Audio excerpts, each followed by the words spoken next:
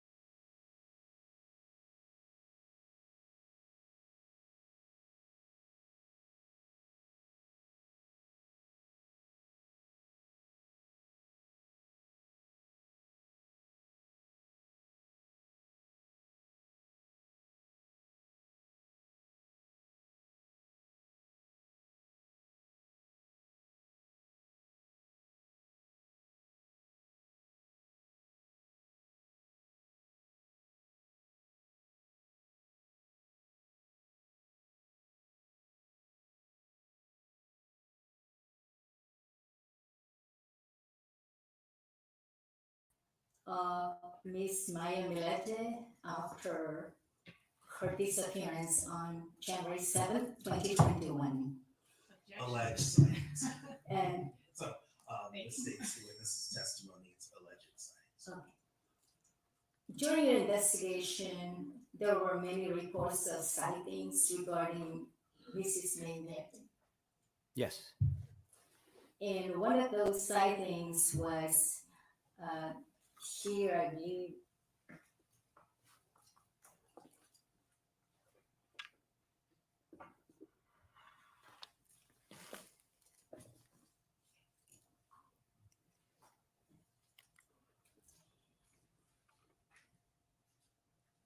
someone from Texas called your office and stated that on January 9th, 2021, she saw Miss Millete and she believed that that was the person that was missing. She thought it may be sex trafficking. Objection And- calls for hearsay, compound, lacks foundation.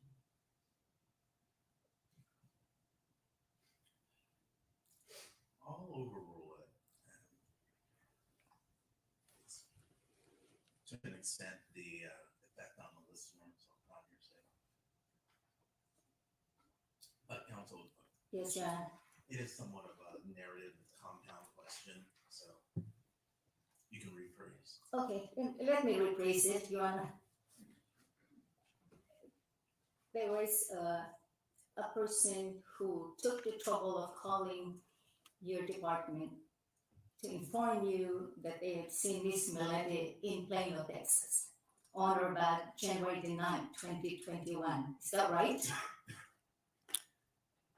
Yes. And she described that this person appears to be the same missing person from Chula Vista because she saw it on television. Correct. And then you proceeded to investigate that, but this person that was seen and thought to be Miss Millete already disappeared, right? I vaguely remember this tip. I do recall Plano, Texas. We had hundreds of tips, so it's hard for me to keep track of which ones were which and what was done on each one. Can you direct me to my report where that is to refresh my memory and to Okay. recall the exact details of that? Sure.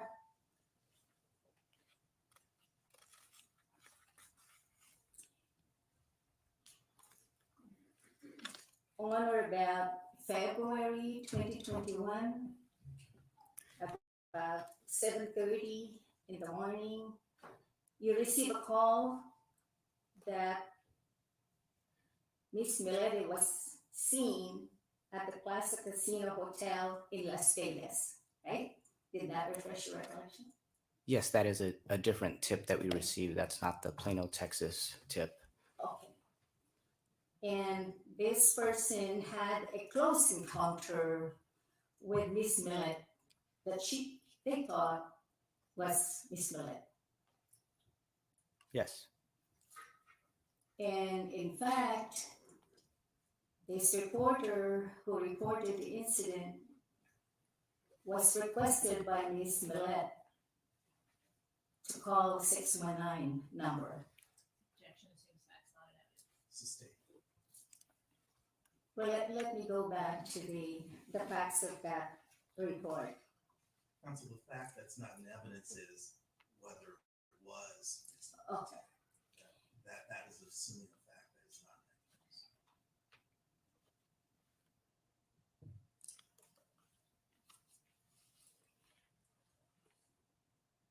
This person who reported the sighting indicated that this person that he believed to be Miss Millete was a short Asian female who was intoxicated. You recall that? Yes. You did cover this on Friday afternoon. The Vegas tip was the first one that you crossed them on. You've indicated to me that you're going to narrow your cross-examination to 3 significant tips. So Okay. you've already covered Las Vegas. Okay. I have some questions if people that want to redirect because I want to know the full flavor of what these Okay. individuals reported Thank from you. Las Vegas and what the investigation was. The first one is Las Vegas. I think the other one is Plano, Texas. That's what my notes show. And the other sighting was here in San Diego County, where Maya was sighted in Carlsbad. Do you recall that incident? Yes. sorry. I didn't hear the question. Can I ever read back? By the way, it's not working. I asked Martina's question, and the other sighting was here in San Diego County, where Maya was sighted in Carlsbad. Do you recall that incident? And I would object again, that's not an evidence. If you can say where it was allegedly or someone believed it was her, but it's misstating the evidence to say it was her that was Okay, definitively seen.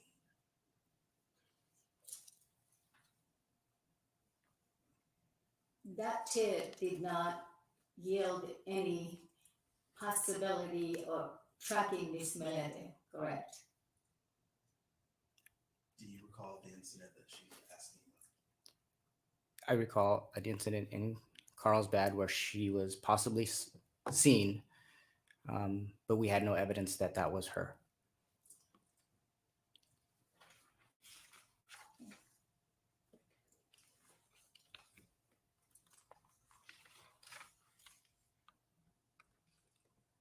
Did you also receive some ransom demands? Yes. How many did you receive? Approximately 2. 2 ransom demands. And were there follow-ups on the ransom demands or not? Yes. Can you tell us what you did to follow up? One of them, it came through. There was a phone number that was provided. We conducted records checks with that phone number, which came back to a voice over IP, which did not provide us any other leads to follow up on. We also didn't get any additional ransom requests from that phone number. So we didn't do we couldn't do any further follow up with it. And the other one? The other one came through, I believe, through social media. That one resulted in 2 search warrants for the social media accounts.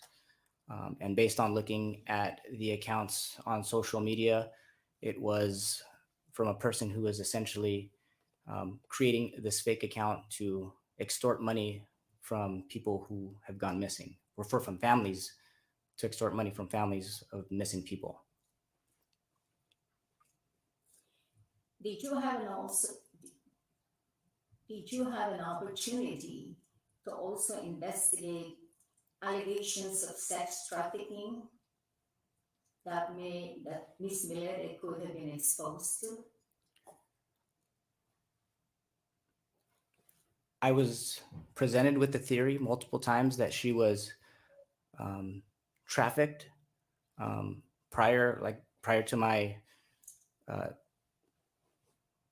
time here in COV. I worked the Special Investigations Unit, and that dealt with prostitution and human trafficking. So I have direct knowledge of some of the cases that we have experienced in Chula Vista, and even worked with the Human Trafficking Task Force at some point in time.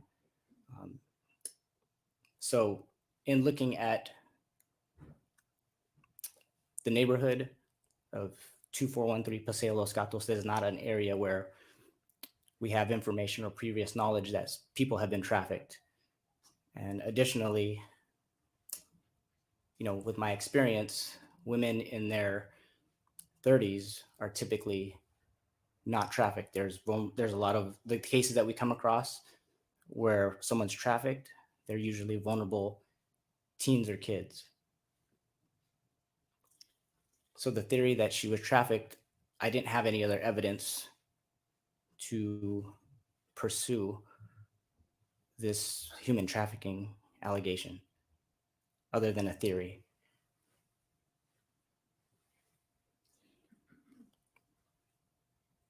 During the searches of the Millete residence, you were able to find what appeared to the officers as marijuana. Isn't that right?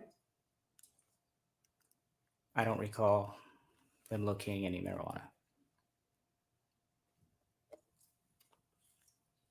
Did you investigate whether Miss Millete was suffering from any illnesses? I had no information that she was suffering from any illnesses. According to statements made by Larry, that she was having a midlife crisis, she was depressed, but I have no evidence or that she had any illness or mental illness. During the search of the house, the Millete residence, did you look into the medicine cabinet? I did not specifically, but I know my team or someone from my team would have covered that.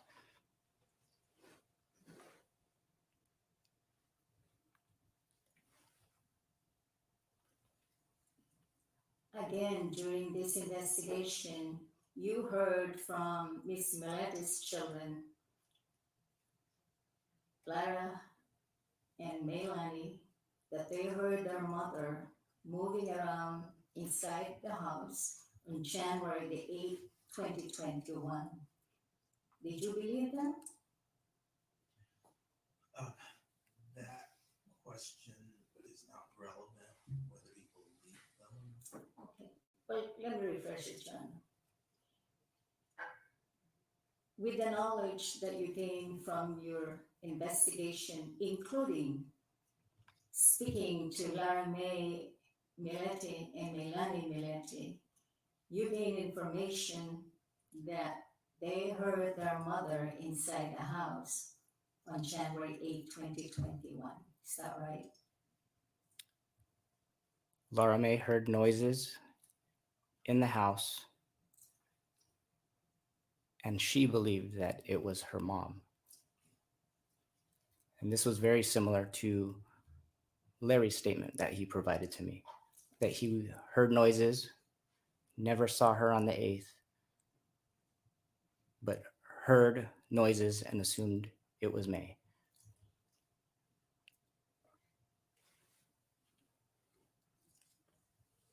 Yes, in fact, Mr. Millete told you that on January the 8th, 2021, Maya was making noise in their house, preparing something downstairs around 8 o'clock p.m. Did he tell you that? Again, he heard noises, but he did not see May on the 8th. Neither did the children.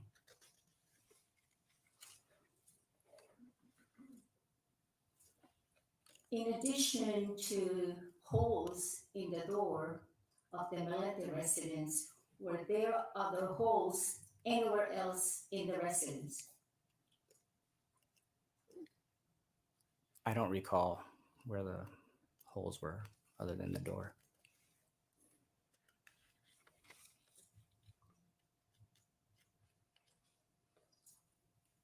That there were allegations of hearing gunshots in the vicinity of the or area of the Millete residence on January 7, 2021. Did you investigate those gunshots? That's assuming that's not evidence to actually call it gunshots. So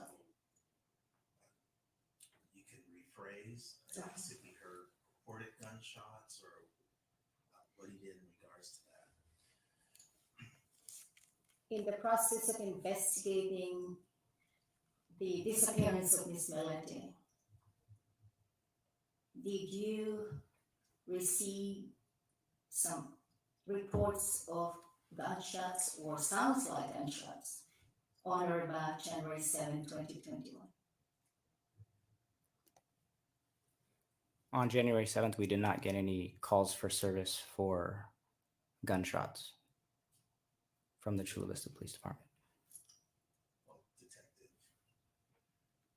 I think she wants a more expansive answer. So you can tell me if there was any investigation into alleged gunshots. So there was audio provided by a neighbor of loud bangs, which we collected and forwarded it to the FBI to have it further analyzed to see if those were in fact gunshots. Those sounds were analyzed, and our experts could not definitively say that they were the sounds of gunshots.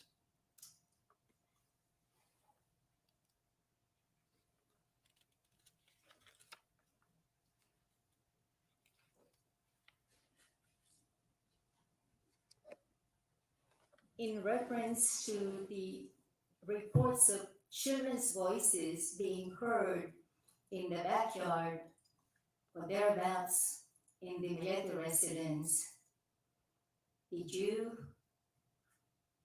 find any evidence that has any significance in your investigation? Yes, it does, because of the timeline of when Larry told me that they argued between 8 and 10, and then there's sounds of children playing in the backyard. I believe that there was some sort of fight, and he had sent the kids out so they can continue their argument. Isn't it true that the children often played in the backyard and stayed there camping with their sleeping bags, and during the cold winter they have the fireplace that's shown in the backyard photograph? Do you recall that? Objection, compound, Flex Foundation, calls for hearsay.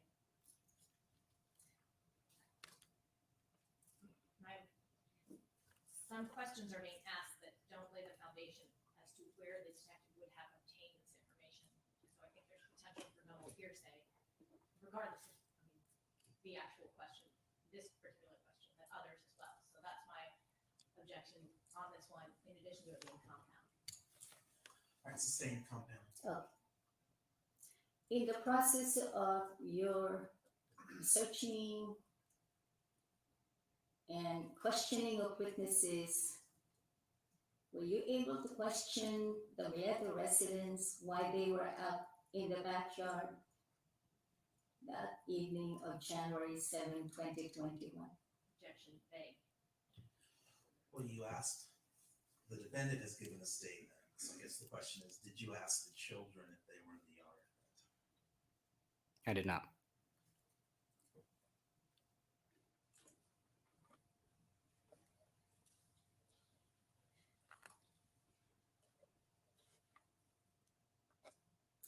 Isn't it true that Miss Millete had several cell phones?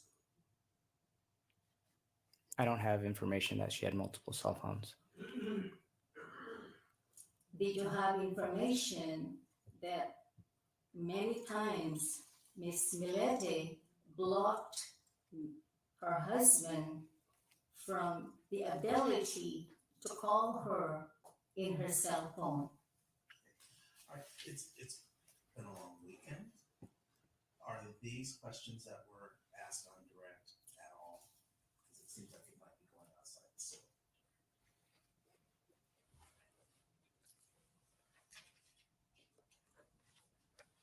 About whether or not she had multiple cell phones? Yes. Well, there's no evidence she had multiple cell phones, and I don't think I asked about it.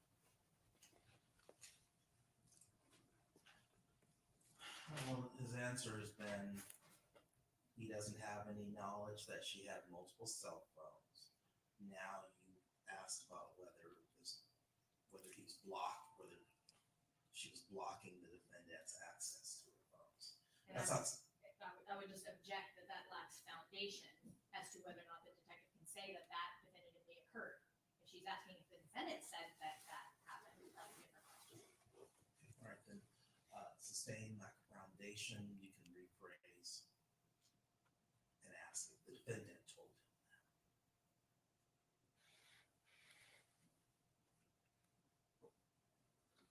Did you receive information in the process of this investigation that Miss Millete, Maya, was training martial arts, specifically kickboxing, in 2020. All right.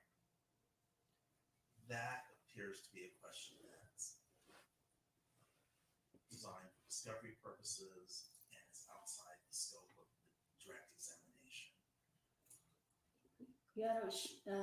There are text messages, exchanges with Millete and the friends, the besties, that in fact she could handle Mr. Millete. And that's the reason why she believed she could handle Mr. Millete, is because she was training in martial arts, including the kickboxing.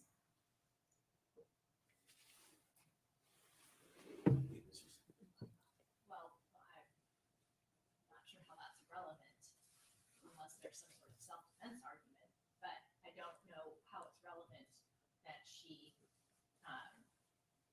was interested in Taekwondo or any martial arts. And I don't actually know that I don't know that there's any evidence of her involved in any kind of training. So I would object then as 866, it's not, it would be for discovery. I've got no information about that. I'm going to sustain the objection for relevance. Detective, isn't it true that the witnesses you interviewed, including Miss Millete's family members and her friends, told you that Miss Millete insisted that she can control Mr. Millete and not to worry about him? Objection calls for hearsay, lack of foundation, and vague. As to what family members, when, Sustain vague if you and it's compound. If you have a specific person who told him that, you can ask if a certain person told him that information. Or yes. Miss Genesis Tabalanza was interviewed by detectives, and she told you that Miss Millete can handle Mr. Millete. I don't recall that statement.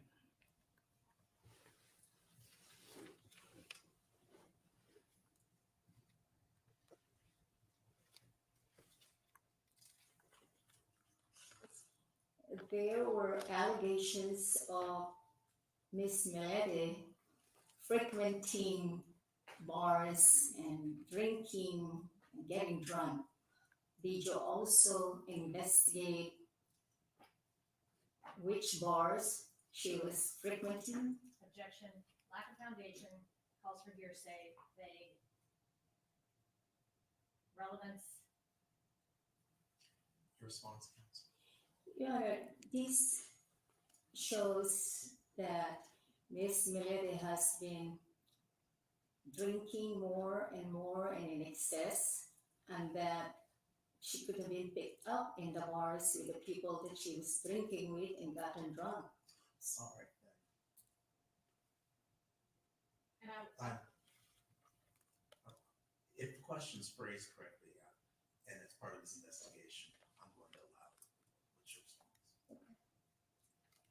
there's zero evidence other than the defendant's statements about this allegation. Okay, so rephrase your question. Has it been part of your investigation to look into the bars where Miss Millete frequented until late in the evenings?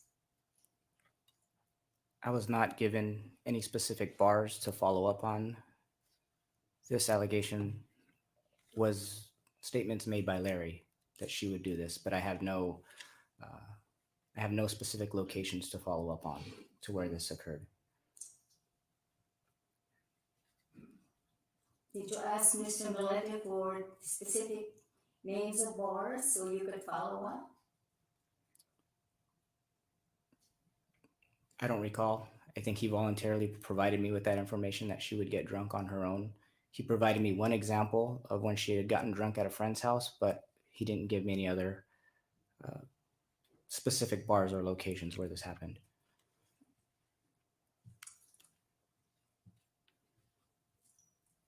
Has it been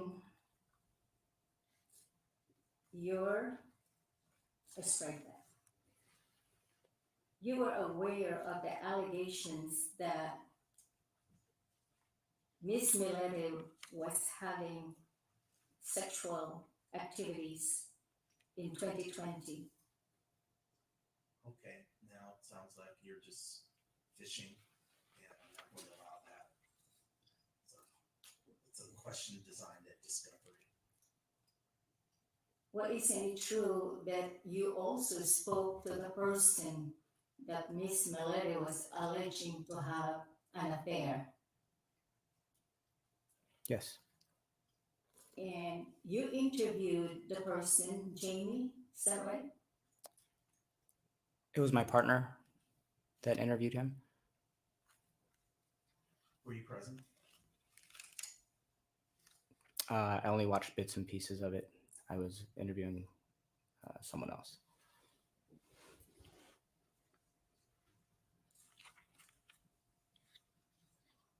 You were aware of the investigation that occurred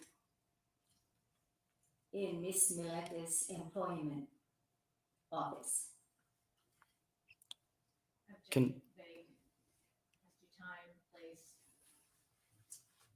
I know what she's talking about. What is the relevance of asking this question of this witness? There was a report of, Counsel, I haven't made my ruling final. Do you have anything you want to say?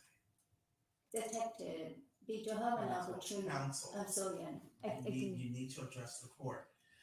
I'm sorry. There's been an objection. The people have stated the grounds for their objection, and before I rule, you have an opportunity to respond. Oh, I'm sorry, I think I'm having problems hearing you. Well, if you're following along and listening to Ms. Bowles, you'll also know what the nature of the conversation is. All right, the objection is sustained.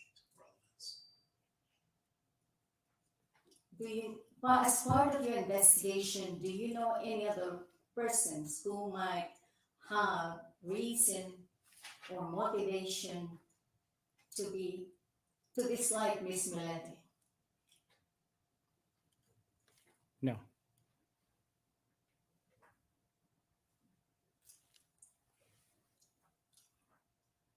Isn't it true that there is a person who was harassing Miss Millete in 2020? Lack of foundation. Sustained. You were investigating Miss Millete's problems at work. Isn't that true? Objection vague. Relevance. We're back to where we started 5 minutes ago. What is the relevance? Yeah, there are other people that are motivated to either harass or hate or angry against Miss Millete because of this affair. The person that Miss Millete is having an affair is married to a deputy sheriff. And All right, then ask that question instead of such a broad question. There's someone that you think could be a suspect. You can ask if he investigated any leads regarding that. did you investigate other suspects in this case? Yes. Can you tell us about those suspects? According to Larry, he believed that the lover was responsible for her disappearance. We looked into that. We obtained his statement, and there's no evidence indicating that she was with him.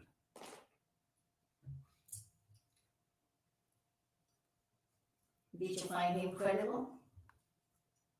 Yes.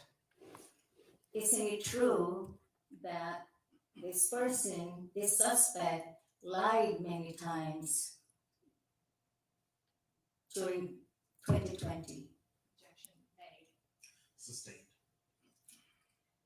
Isn't it true that this alleged person that you interviewed went through an investigation in reference to the improper conduct between Miss Millete and Jamie? Objection lacks foundation. This detective did not interview this individual. In fact, this detective wasn't even present when the interview occurred. Sustained. Lack of foundation. Okay, so The next witness will be testifying about this, can testify to that interview. it's my understanding, Your Honor, that he has reviewed this case thoroughly and he has knowledge about this case thoroughly based on the foundation that they laid on direct. I just hate to go ahead and do all that foundational question. It would just waste the court's time, and that's my understanding. But I am happy to lay the foundation, Your Honor. It's just that I was concerned about the economy at the time. Ms. Bowles has just indicated that there's another witness who she's going to call after this witness Okay. who has personal knowledge of these facts that you're attempting to inquire. So save it for the next witness. Oh, right. I didn't know that, Your Honor. Well, she just said it. I didn't want to lose the opportunity, so.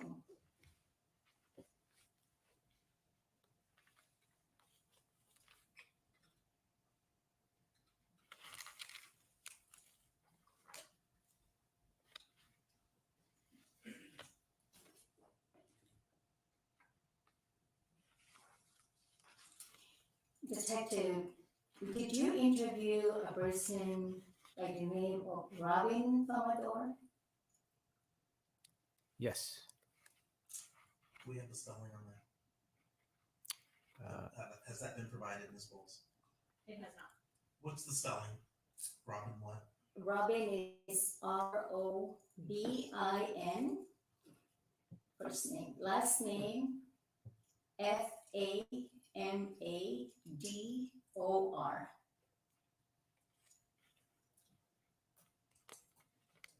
And the witness, Mr. Famador, is a next door neighbor of Mr. and Mrs. Millete. You recall that? Yes. And he stated that during the evening of January 7, 2021, he did not hear any noises next door to the Millete residence. Correct.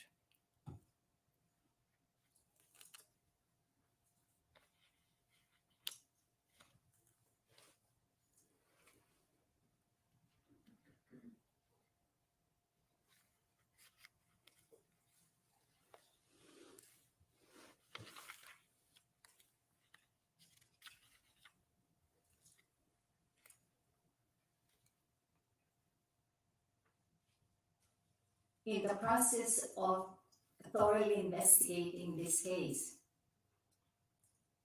you knew that Mr. Millete continued to pay Miss Millete's bills, right?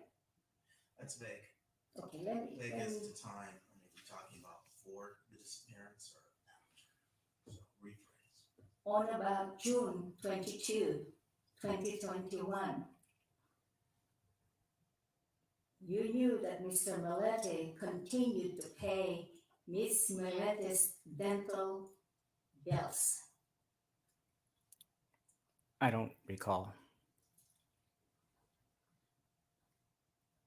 Do you know if Mr. Millete continued to pay the insurance policy on Miss Millete? I can't recall the specifics on when specific bills were paid.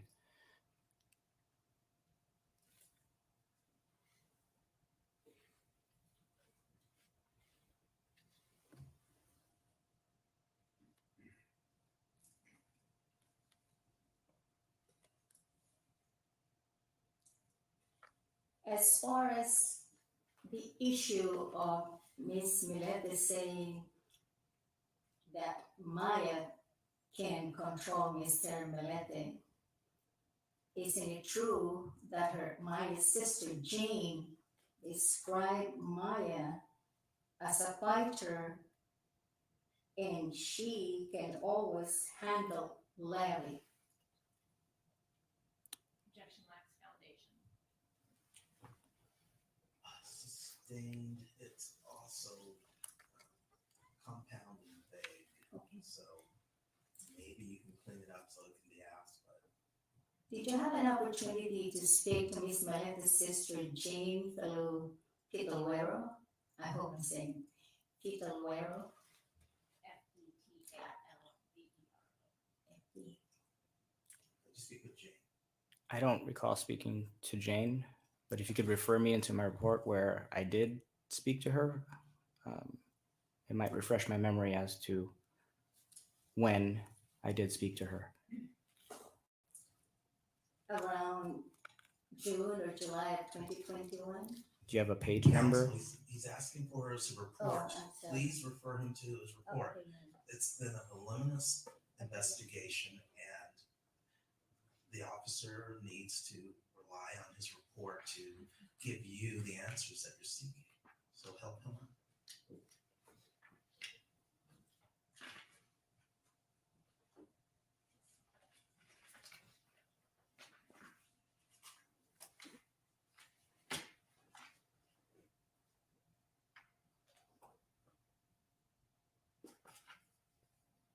Yeah, may I approach the witness?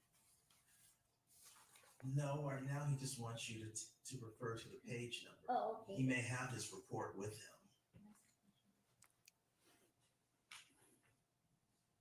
Yes, this is District Attorney Investigator James Rhodes' report of his interview with Ms. Fiddler.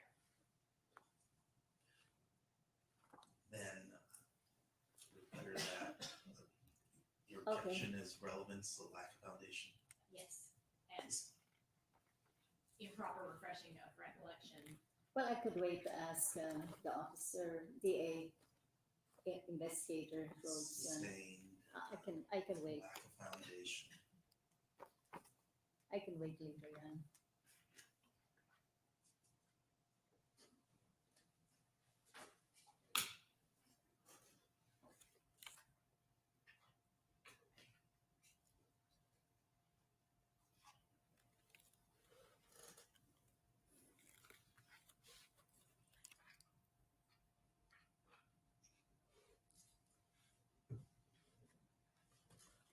During your investigation of this case, you also went to Mr. Milete's workplace, is that right?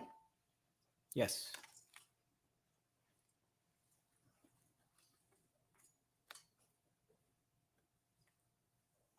And you, in fact, took some of the computers in his office? That was not me. The timeout was on base was to interview Terry Fonville. Fonville?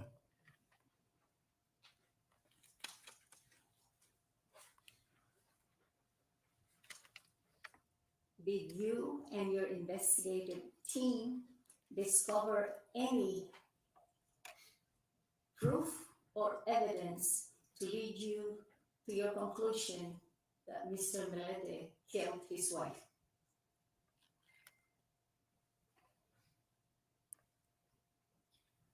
It's compound. I don't want him speaking for the team. He can speak for himself. And you did ask this question on Friday. Recall vividly.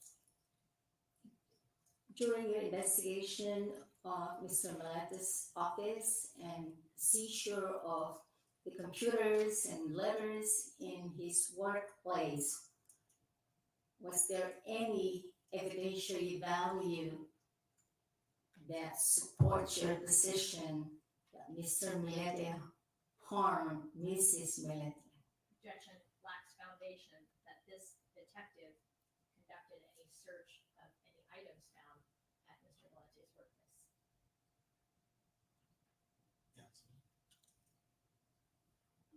She's saying there's no evidence that this witness was involved. In that particular part of the investigation, so it calls for hearsay. Okay, were you involved in that particular part of the investigation? I was not involved in the search.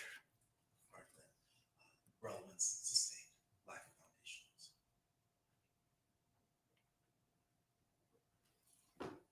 When the contents of the computer in Mr. Millete's work were downloaded into typewritten form, did you review those reports?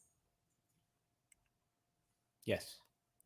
Did you find any proof when you were reviewing those reports that support your belief that Mr. Millete harmed Mrs. Millete? Are you just referring to his work computers?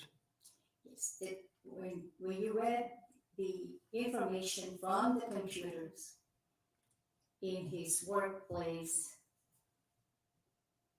were there any proof to support your belief that Mr. Millete harmed Mrs. Millete? Objection. Once again, lack of foundation. District Attorney Investigator James Rhodes examined the computer download from the workplace.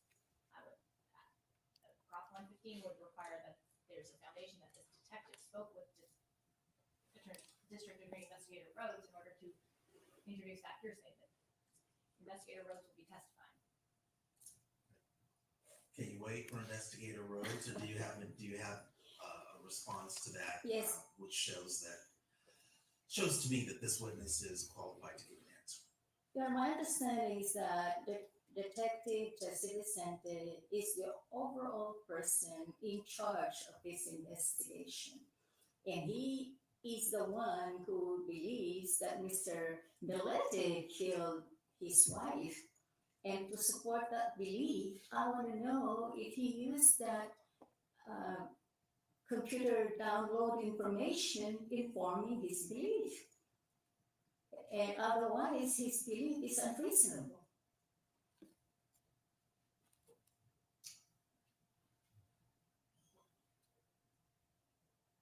I'll let him answer. I don't recall specifics from the work computer, but there are additional forms of evidence that we collected throughout the course of this investigation that led me to where we're at today. And counsel, I'll note that the police have a theory, but a case is built on a lot of different factors. There's the police investigation, and there's the theory that the prosecution will present to the court. Sometimes it's different from what the police have charged, and ultimately, I'm going to decide as the trier of fact for this hearing as to whether there is sufficient evidence. I understand that, yeah.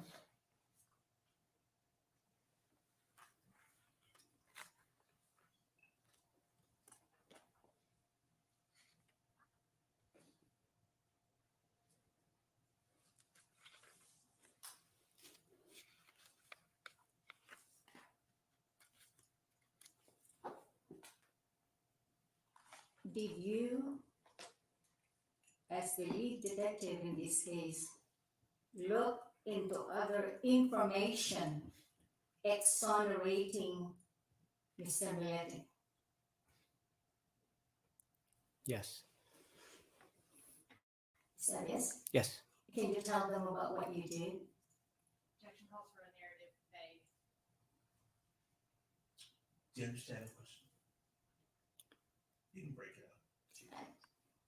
Detective. Can you rephrase and be more specific, please? You stated that you did look, information exonerating Larry Millete. Can you please tell us what information you received that exonerates Mr. Millete? Well, we have two different sides. We have Larry's account of things and then the facts that are presented. So there are indiscrepancies in his statements.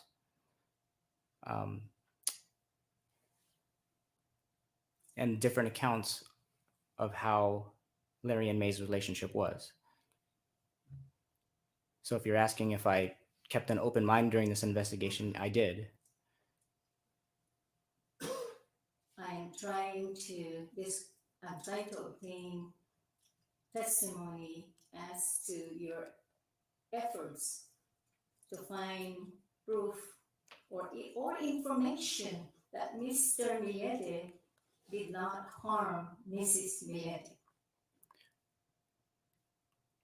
Objection relevance. I'm going to sustain that it's vague. You have him on cross-examination. You can ask him, I was going to say 100, but I'm not. You can ask him a dozen questions regarding what he failed to do or what evidence supports their theory of the case. You didn't find a weapon that you believe was used to kill her, did you? No.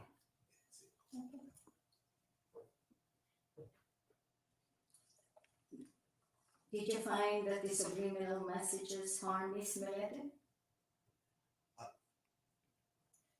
don't believe in the Okay, effectiveness of that, so I'm going to find that it's not relevant. That's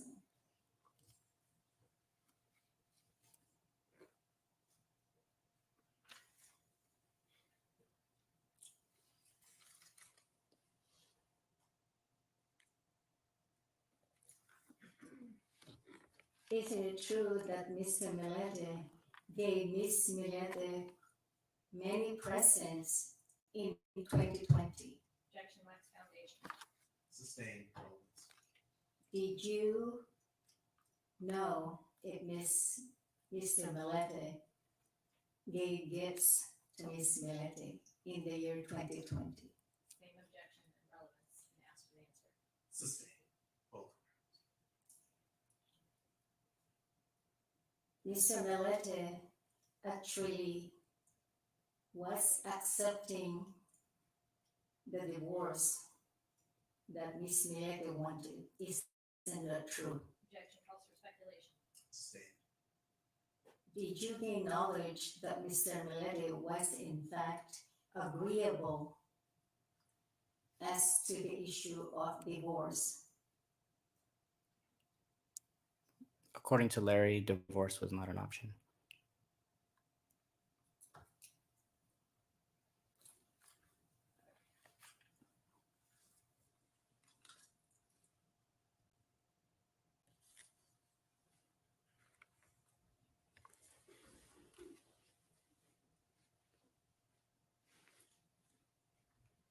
Did you look into Miss Millete's employment at NIWC? That's vague. During your investigation of this case in 2021, up to the present time, did you have an opportunity to investigate Ms. Millete's work performance at NIWC? Again, I think you're fishing. This is evidence that's discovery related, and that is not the purpose of the hearing. Isn't it true that on or about October 2020, Ms. Millete was on sick leave? Objection beyond the scope lacks foundation. Relevance. All right, what is your response? Well, Your Honor, they said that the investigation said that she wasn't sick, she was healthy, she didn't take any medications, so Are you aware of her work schedule and whether she took time off during October of 2020? I can't speak to her work schedule at NIWC. All right, so sustained lack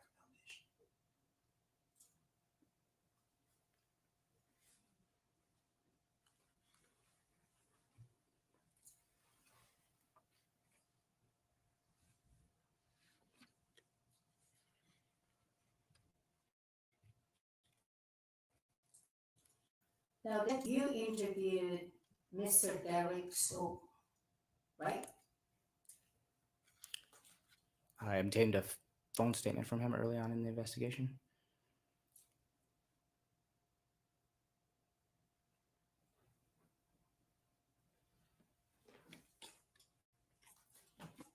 And during that investigation in 2020, Mr. Stoke told you that Miss Millete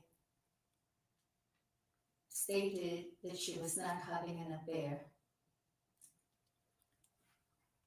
I'll have to refer back to my report to see exactly what he said. Do you have that report number and page number for me?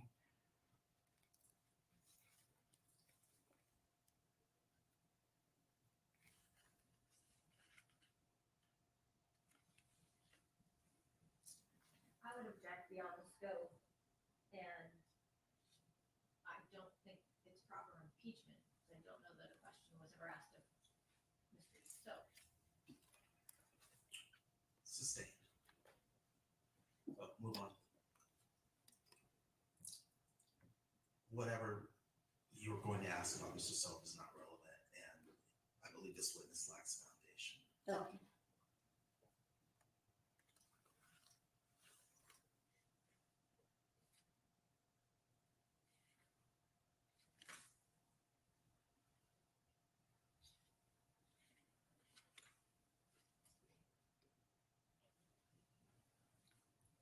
That you interviewed Christine Timmers, Yes.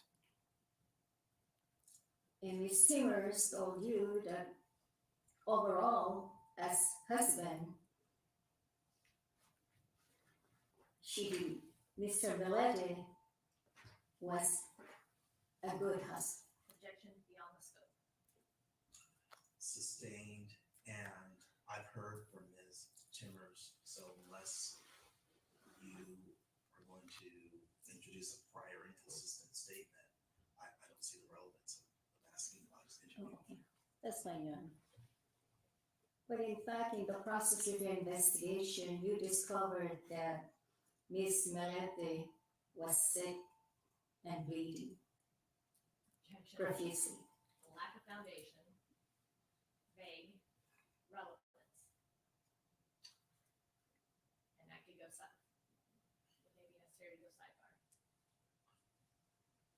Okay, we're going to go sidebar, and I think this is an extremely private issue, so it's going to be Okay. outside the presence of reported.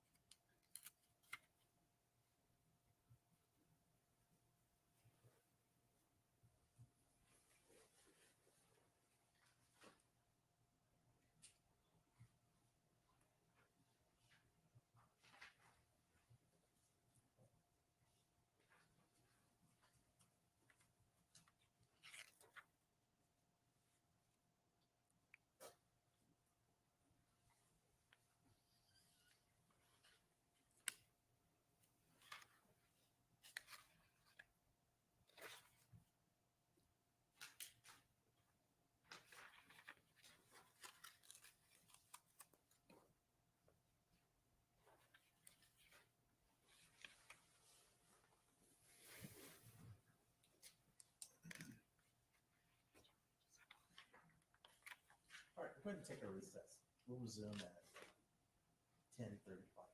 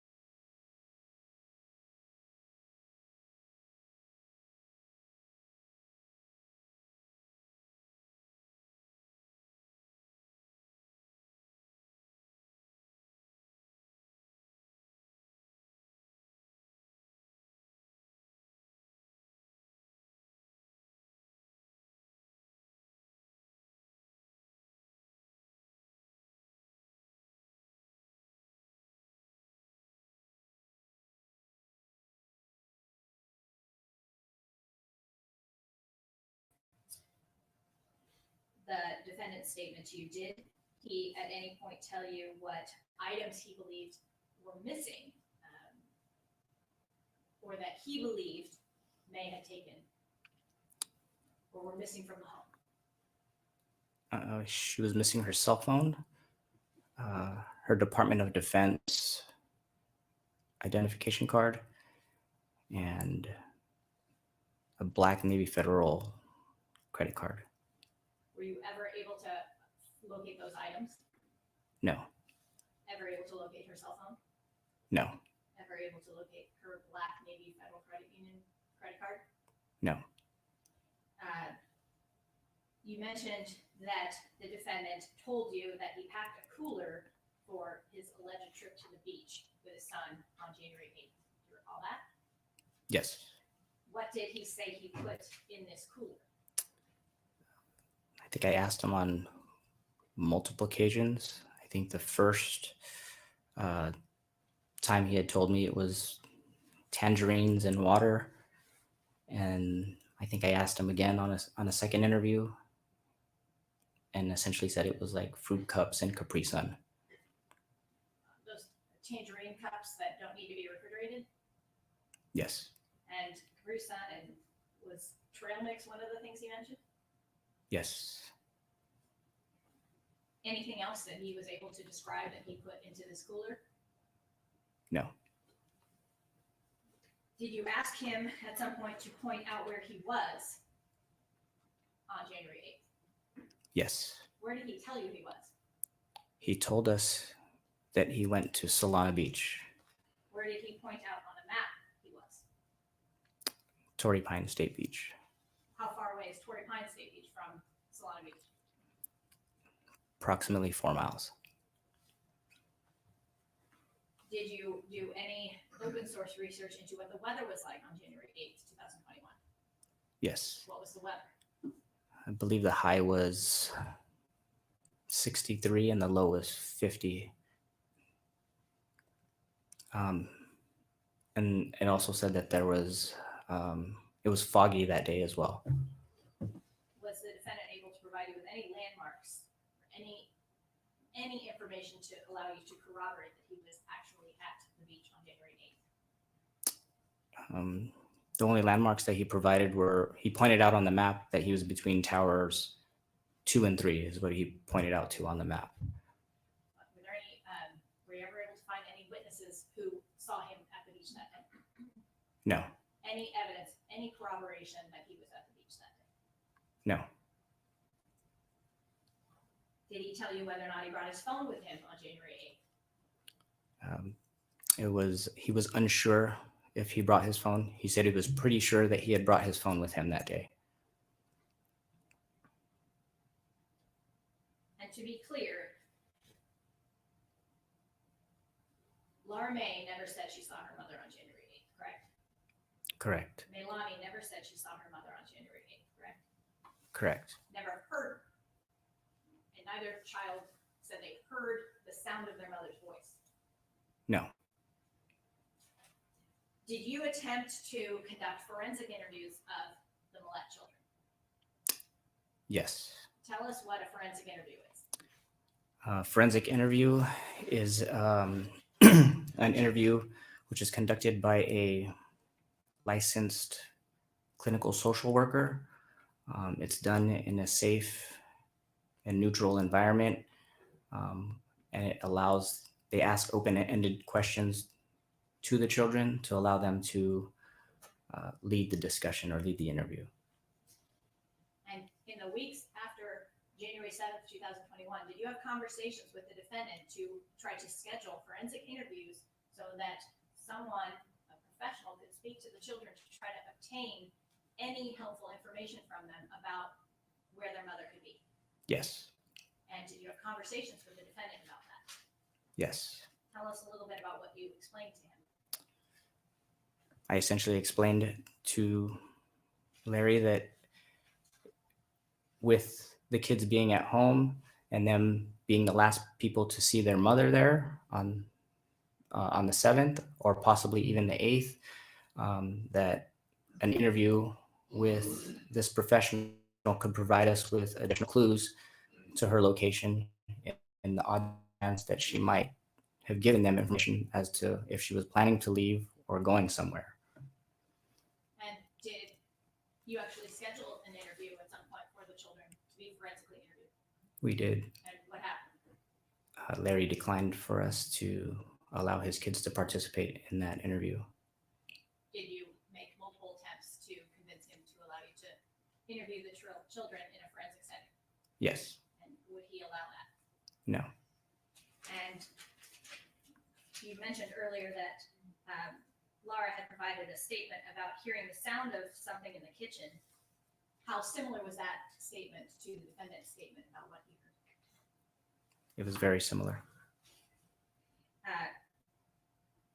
During your, I'm sorry, can we get the date and time, hearing something in the kitchen? I think the testimony on cross What was, was the past tense? sorry, I thought you were asking me. Well, Uh, I want it to come out in a proper form. I believe it was the evening and sorry. Okay, sorry, I thought on cross you had testified that on January 8th, that Laura had told you that on January 8th, she had heard the sound of her mother, heard the sound of noises in the kitchen. Is Yes. that right? And that statement that was provided to you from Laura about what she heard on January the 8th, was that similar to the statement the defendant gave to you about hearing noises in the kitchen on January 8th? Yes. Around, what was it? What time of day? It was the evening hours, approximately 8 p.m. So did both Laura May and the defendant give the same time? Well, let me back up. Did it seem unusual, how similar the statements were? Yes. Why? I believe that he could have provided that statement to his daughter to provide to the police. Did you speak with the defendant on multiple occasions during this interview or during this investigation? Yes. And at any time, did he indicate a concern for his guns? Yes. And in fact, did he claim possession of the guns that were taken from the house? Yes. In fact, when you spoke with the defendant throughout your investigation, what was his primary concern when you spoke to him? His property, Specifically what? specifically his guns. Thank you. No other questions. Recross based on the redirect. Thank you, Your Honor. Detective, in reference to the sighting in Las Vegas, Mr. Kekahona told you that he was 90% sure that the person he saw at the Plaza Hotel in Las Vegas is May Millete, Yes. and that he told you that he will search his cell phone to find the telephone number that Miss Millete wanted him to call. Is that right? Yes. Did you call Mr. Kekahuna again to follow up if he found that telephone number? No, he didn't have a phone number to provide to me. But you called him back, right? I did not. You did not. No. So did you speak with him? I'm a bit confused. So the Hawaiian tipster, I can't pronounce the name, I didn't spell it down. Kekahuna? Is that correct? All right. Did you actually speak with Mr. Kekahuna? Yes. You called him on the phone? I spoke to him over the phone. I had him check his call logs, and he did not have a phone number to provide to me. You spoke to Mr. Kekahuna when he got back home in Hawaii, Yes. but you didn't talk to him while he was still in Las Vegas. No, he didn't call till several days after.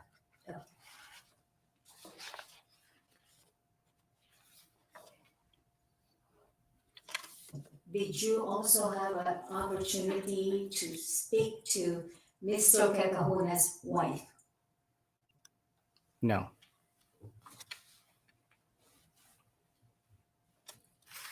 When you spoke to Mr. Cacahuna, did you ask him if he saw a tattoo on this person that he believed was Millete? No.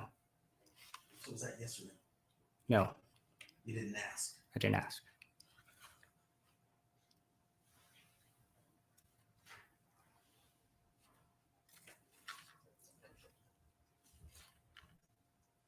Mr.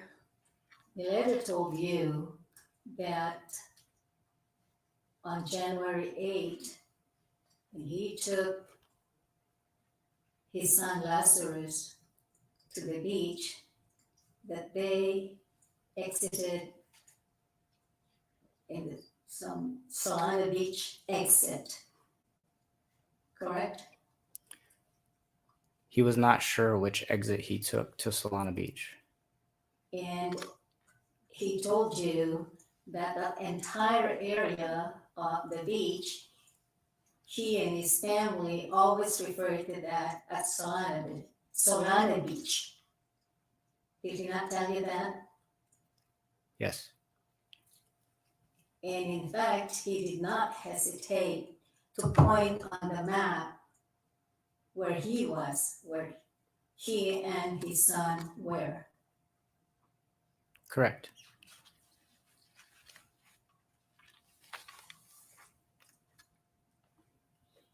Did you actually see the items that Mr. Millete told you he loaded his Lexus that day on January 8th, 2021? Are you speaking about the tangerines and Well, the fruit cups? Isn't it true that he told you that he loaded several items in the Lexus?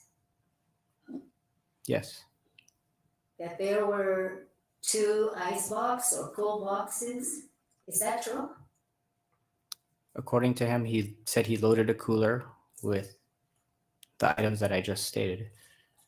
Did he tell you how many coolers did he load into that Lexus on that day? No.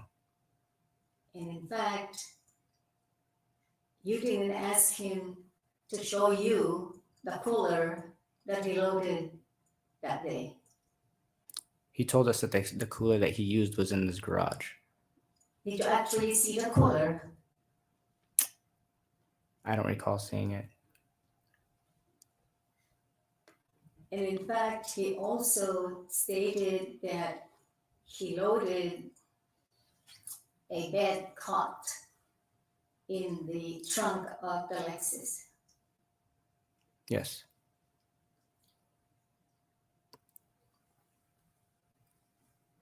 He also had a pail bucket or a bucket inside the Lexus that day. Is that a question? Can you rephrase? Did he not tell you that he had a bucket inside the Lexus that day as well? I recall that he probably loaded some sort of beach toys for his son. Okay. As well as clothes and towels, correct? Yes.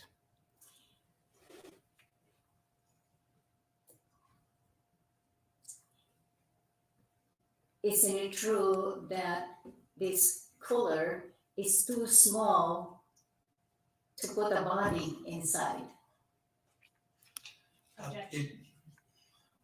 You may state your Objection assumes facts not in evidence. The detective said he was never shown a particular cooler. correct. The witness lacks foundation to give an opinion.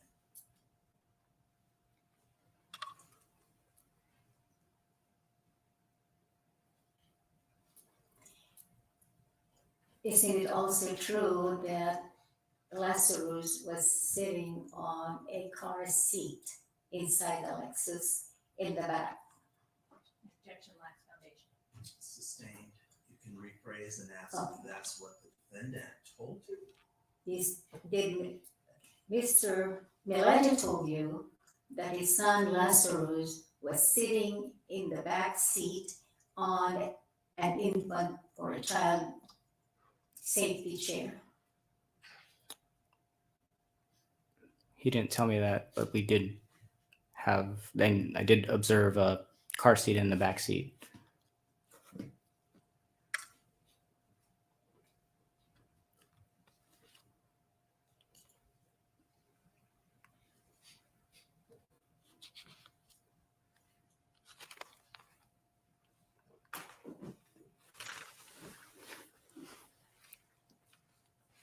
And he also told you that Lazarus had a wetsuit and it was okay for him to just play at the beach. Yes.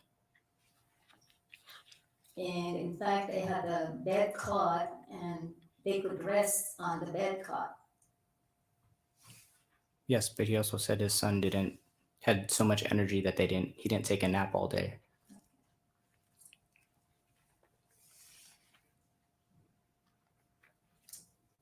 And he also told you that the reason why he left early that morning and was gone the whole day was because Lazarus' mother, May Millete, was complaining that she could not do any work because Lazarus was bothering her.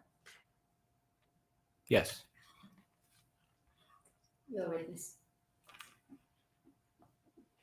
I have no additional questions.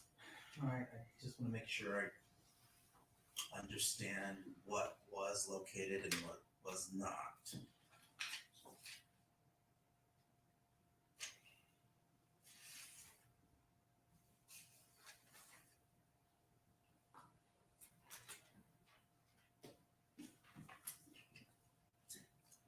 You never located her cell phone.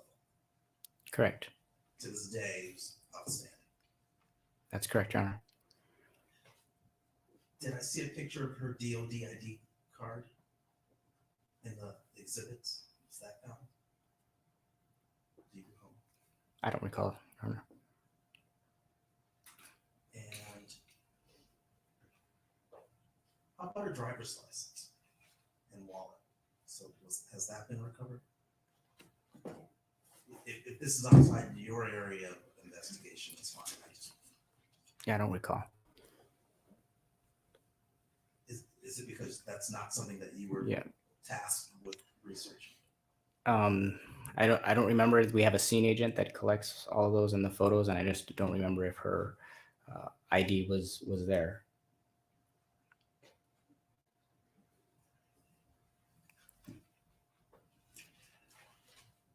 Did you review any video footage of either Solana Beach or the other beach, Torrey Pines, to see if the defendant's vehicle was at either of those locations?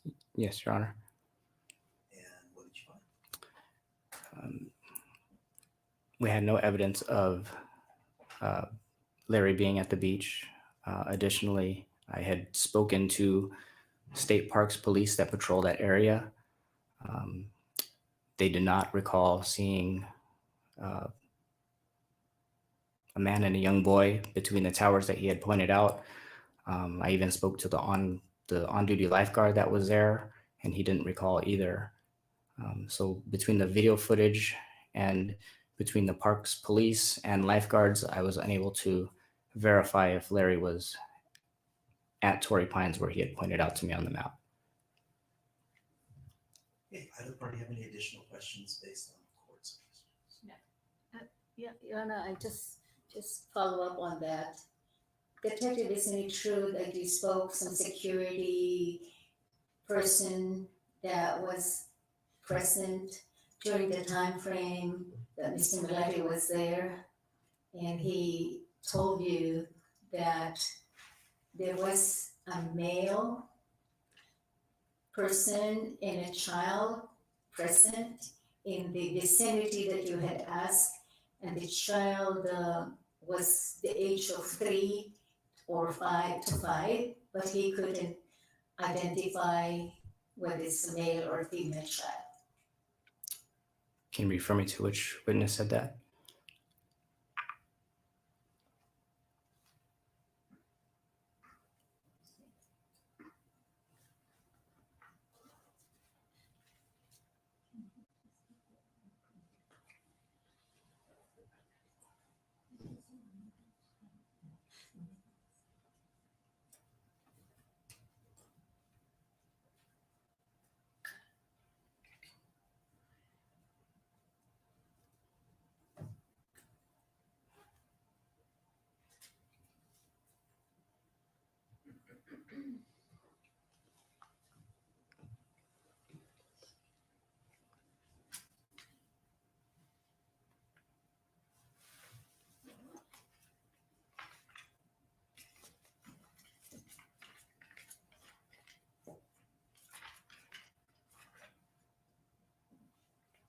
It's page number 6. What's the report number on the top right?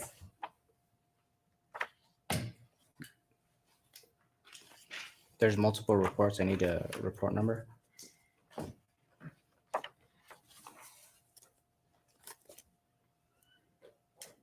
You can approach, Marcus, you can. Okay, yeah. You know exactly where.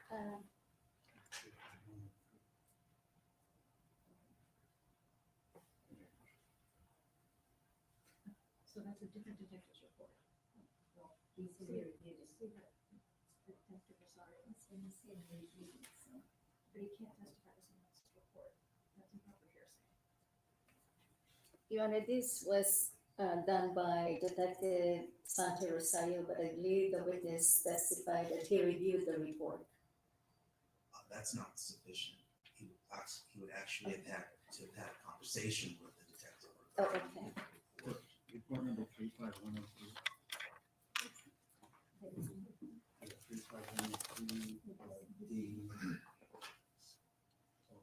No, that's another report by.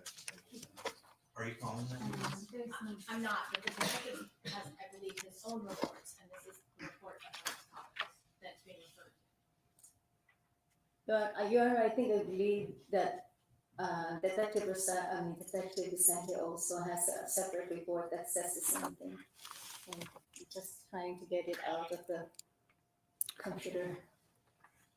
Our team of detectives divided that surveillance video up. So when we reviewed the video of Surfline, if that's what you're referring to, different detectives took different pieces of camera footage that we reviewed.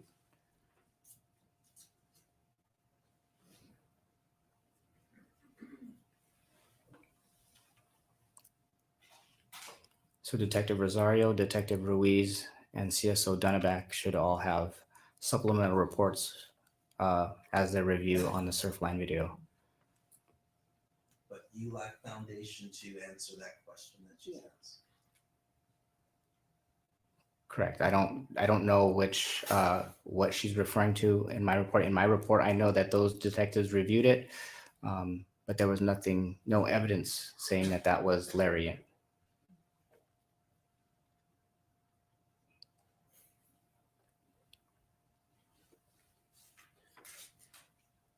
I won't even allow that answer because unless you can tell me that you spoke with one of those detectives regarding that statement, it's not admissible pursuant to Prop 115. Your Honor, if the witness would like to refresh his recollection, it's report number 35103.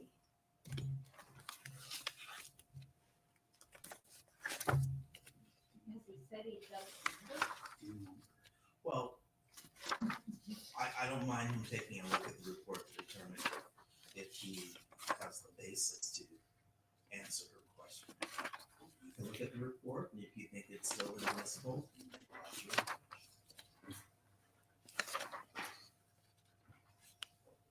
I'm not saying that the proper foundation can't be laid on. My objection is that it hasn't.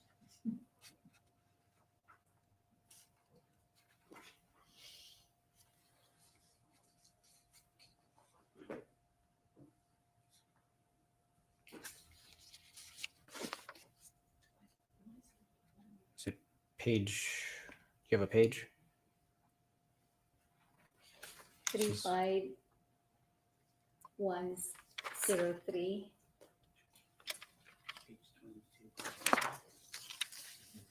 And it's D00173.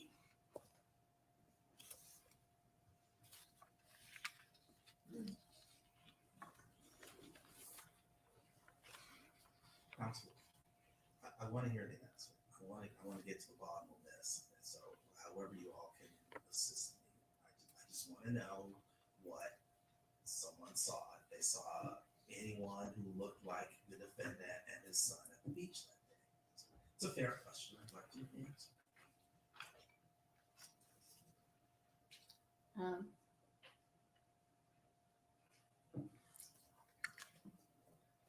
He's still looking. Yeah.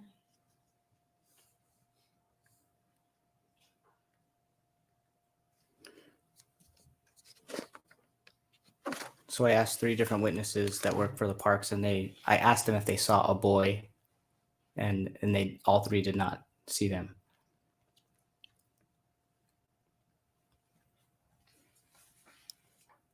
Were you with Detective Sante Rosario when you asked the witness whether they saw a male and a child on January the 8th, 2021? I was not with her.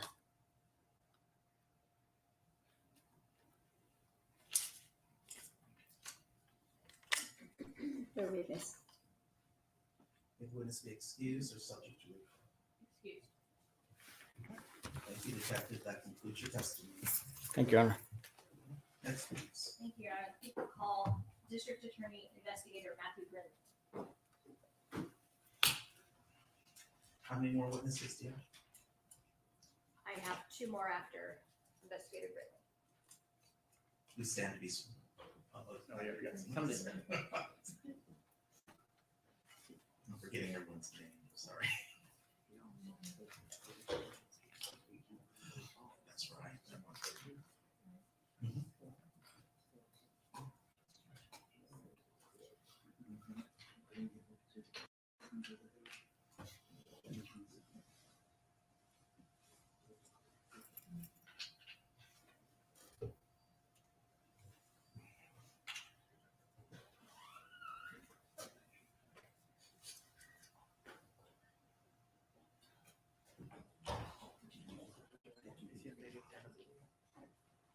The solemnly state under penalty of perjury, the testimony provided in this matter will be the truth, the whole truth, and nothing but the truth.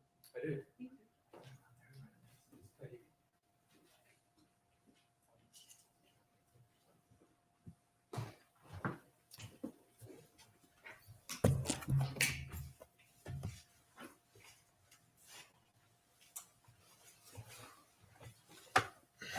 Would you please state your full name and spell your last name for the record?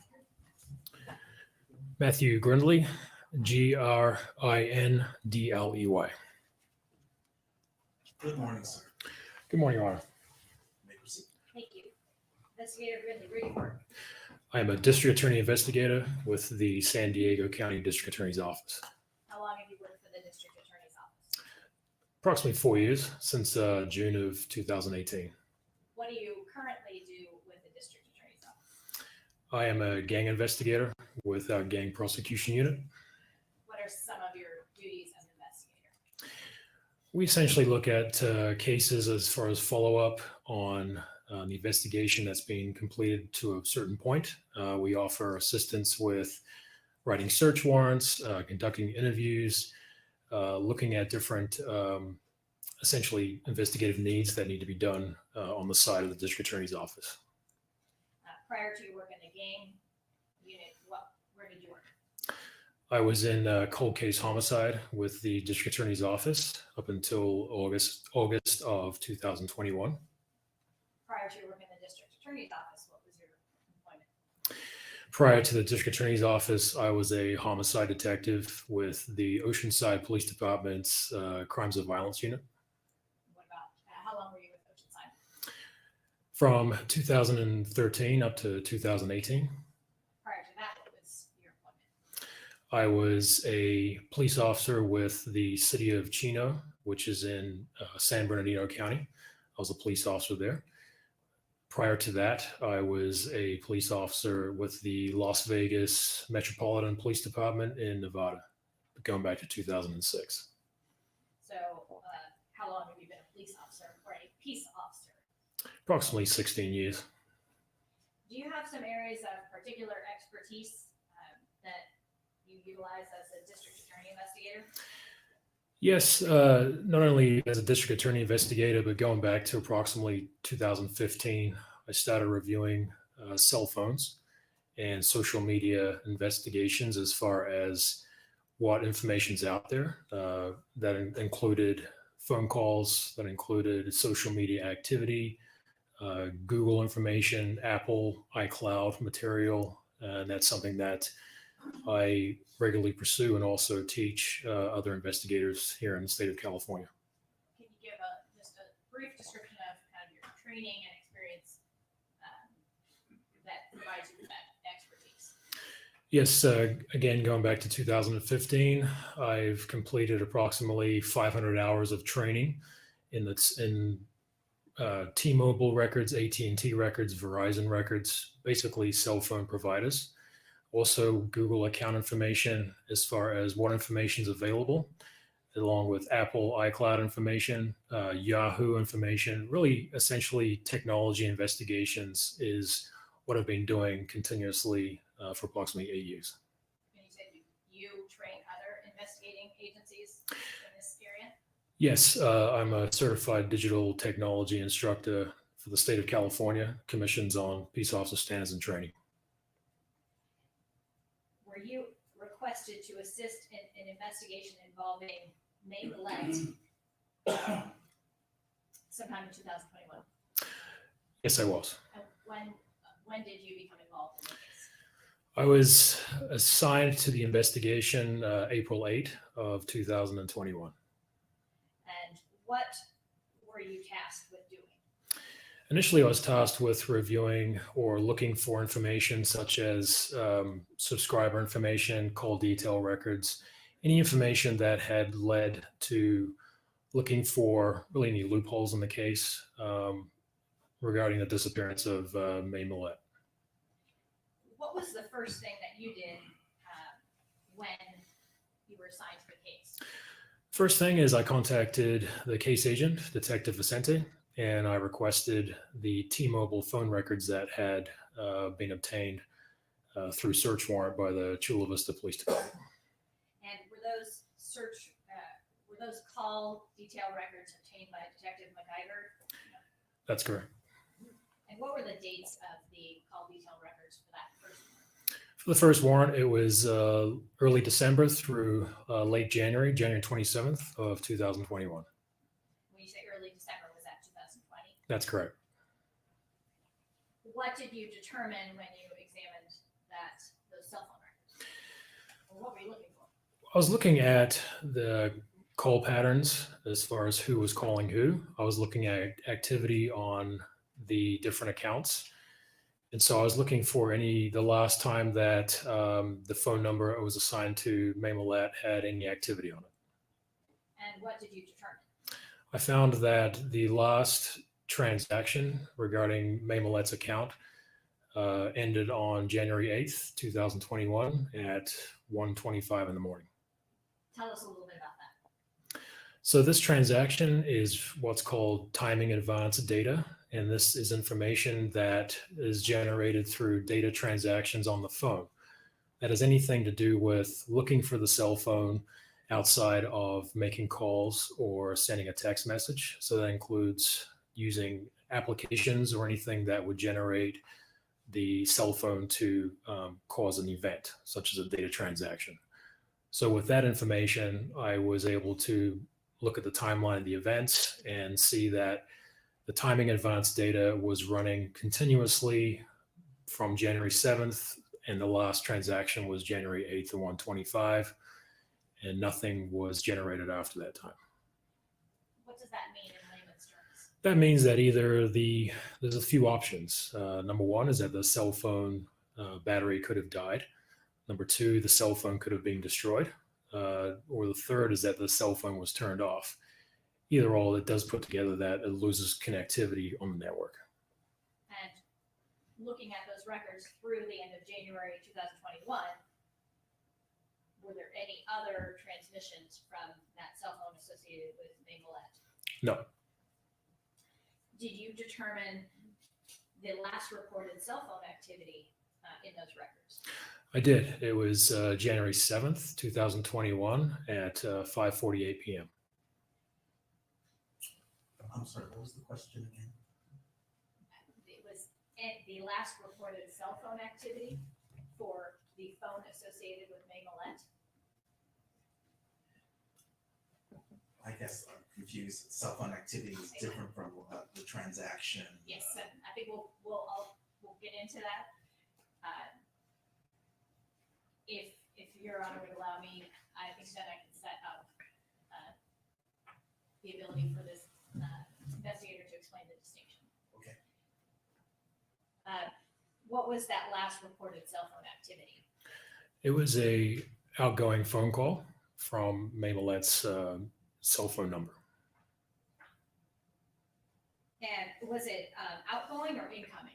It was an outgoing phone call. And who was it to? It was to a number that we later identified as Alexandra McIntosh. And about how long was that phone call? 10 minutes and 20 seconds. How did you determine who that phone number belonged to?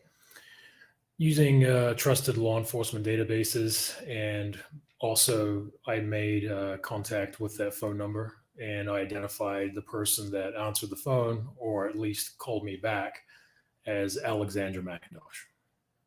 And who is Alexandra McIntosh? She is a family law attorney in the city of Carlsbad. What was the time of the call again?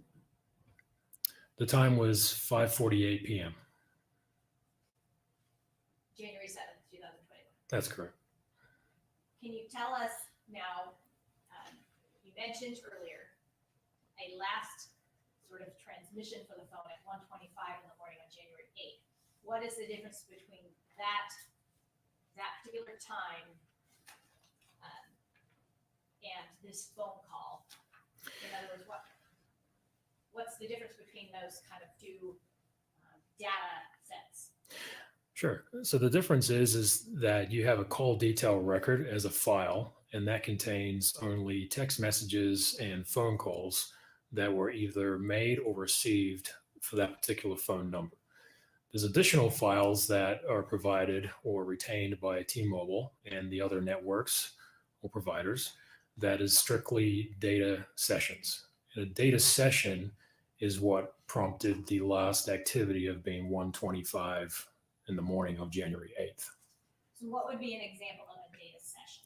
Example of a data session would be if I was using a application on my phone, such as Snapchat or Instagram, Facebook, YouTube, anything that's creating data. So any type of data usage is recorded as an event from a cell tower that goes back to the provider network, and that is recorded on a file that if we requested it, we would be able to obtain data session showing timestamps. So if I make a phone call, that would generate some sort of record in my call detail record. That's correct. But if I then finish that phone call, drive down the street, and I have my phone on with some applications on my phone, would I then generate some of these data sessions? Yes, it's essentially a passive data session. So you don't sometimes you don't actively have to be using the phone, but it's still generating data. So for example, when you maybe wake up in the morning and all of a sudden your work email has a lot of work emails, they've been pushed through your phone throughout, in the morning or maybe after going to sleep, would those generate those data sessions? Essentially, yes. Did you speak with Alexandra McIntosh about whether or not she had had communication with Millete? I did. It was in early May of 2021. And tell us what she was able to tell you. Yes, so she did not recall the transaction initially. She did not recall speaking with May, but she did have her cell phone with her, and we're able to review that the transaction did occur as in the form of a phone call that she received. Essentially, what happened is that she went back through her files with the law office and spoke with her employee or employees about any consultations that had occurred. Later that evening, I did receive information from Alexandra McIntosh where they found communication through email that came from one of the employees of the law office to Alexandra McIntosh stating that May Millete had contacted the law office for a consultation. And there should be, Your Honor, may I approach the witness to direct him to Court's Exhibit 14? Yes.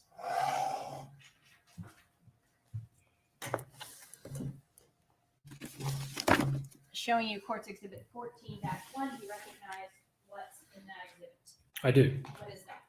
That is an email that I received from Alexandra McIntosh. It is the original email that was sent from the law office concerning May Millete. And this was from someone by the name of Renee, JDR, to Alexander McIntosh, January 6th at 12:42 p.m. That's correct. Okay. And provided the name of a potential client, whose name is May Millete, with a telephone number. Correct. Okay. And then was she able to provide you with another email with regard to her communication with Ms. Millete? Yes. What was that? She said that she had spoken with May Millete on January 7th and that she was currently in the process of filling out paperwork and would be in touch. And she provided you a copy of that email? That's correct. And who was that email to or from? From Alexandra McIntosh. Essentially, the prior one was from Renee Robinson, who was the employee from the law firm. And showing you 14-2, do you recognize what's up on the screen to be the same exhibit that's in the binder in front of you? That's correct. And what is this email? That is showing the email that I received that originally came from Renee Robinson to Alexandra McIntosh on January 7th at 5:58 p.m. And that would be consistent with the approximately 10-minute phone call with Ms. Millete on January 7th? Correct.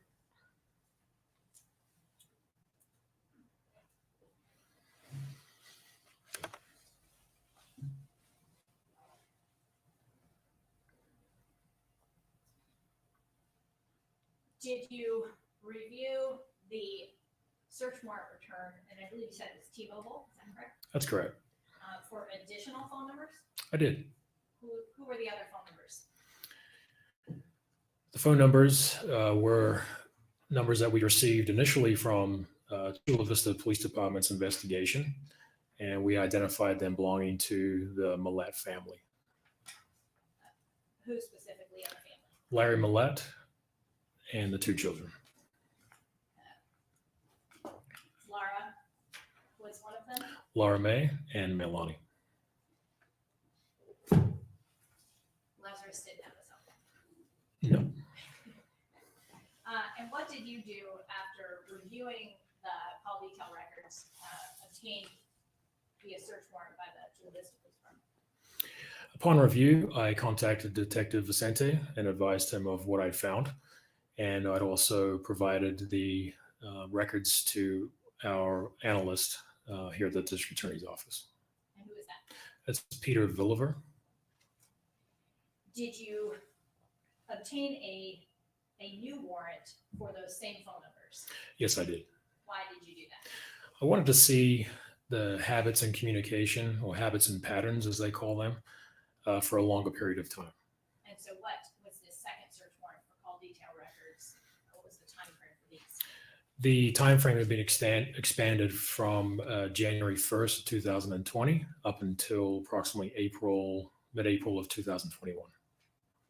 And when you received that search warrant returned from T-Mobile, was there some additional information? In addition to the expanded time frame of data, did you receive some additional information in that warrant. Yes, I did. What was that? I received files associated to we call them target numbers. So the target number on the accounts for short message service or text message content that T-Mobile had retained during that time frame. So tell us, you can kind of explain to us the difference between what is an SMS? SMS stands for short messaging service. And what it is essentially the content when you send a text message. That is what SMS is. Would that include then if someone is sending an iMessage from an iPhone to an iPhone? No, it would not. So the records coming from T-Mobile include these SMS messages. They would only include text messages that weren't captured by iMessage. That's correct. And were you able to determine the last SMS message either sent or received?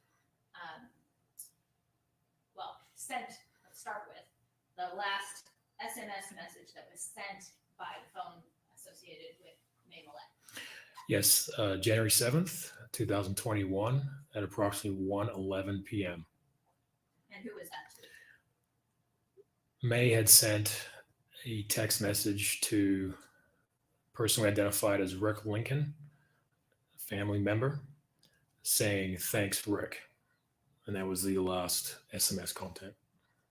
And do you know what the message essentially was that she was responding to? The phone number that was associated to Ricky Lincoln was reaching out to May. It appeared, really just to sum it up, it was that he was reaching out to her, checking on her, see if she's okay. And that's when she responded, "Thanks, Rick." Did the phone number associated with Millette's phone send any other SMS messages after January 7th, 2021 at 1:11 p.m.? No. And who do you know Rick Lincoln to be in relation to Larry Millete? They identify him as Uncle Rick, who is on the defendant's family.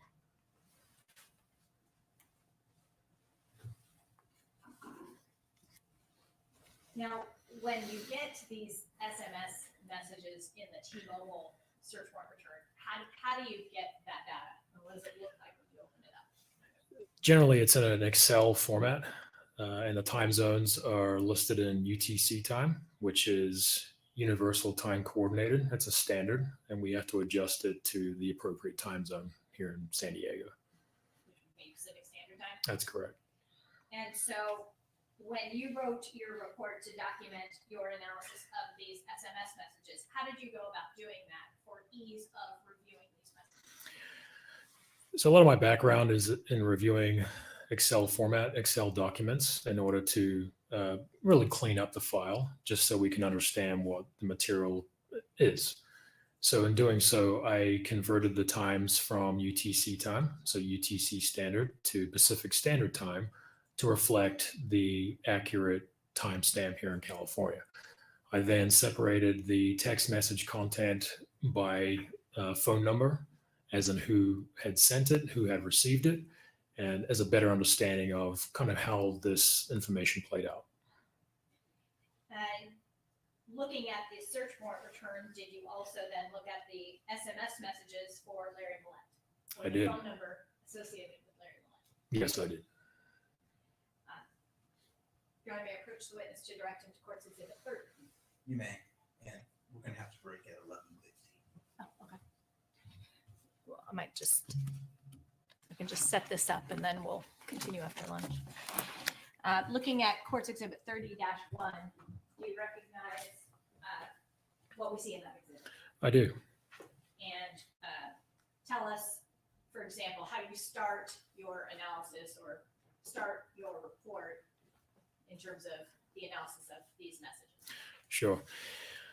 So what I do is I look at the numbers that we've identified in the investigation, and I look at the file itself and assign the number to the person, just for ease of understanding. And so the table that I'm looking at here, it's isolated or it's identified the following phone numbers as either family members or people that are significant part of this investigation. And I'm looking at 30-1, and just for the privacy sake of these individuals, I'm not going to project these phone numbers.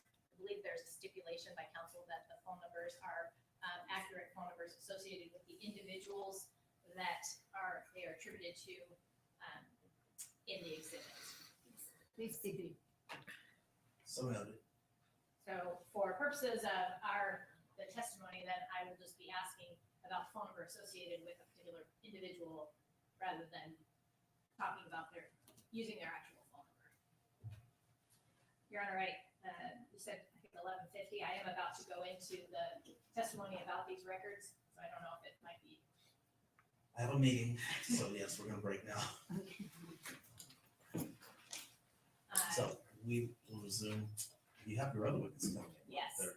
Yes, the other witness, Detective Ruiz, was on cross-examination when we left on Friday, and he's going to be coming at 1:30. So I believe Investigator Grinley is going to be gracious enough to let us finish Detective Ruiz, and then we'll resume with Investigator Grinley after Detective Ruiz finishes. So And we finished that tomorrow? might be 11:45, 1:45, like, but I'm sure you'll be in touch with me. Court's in recess. We'll resume at 1:30. You're Thank ordered you. back at 1:30.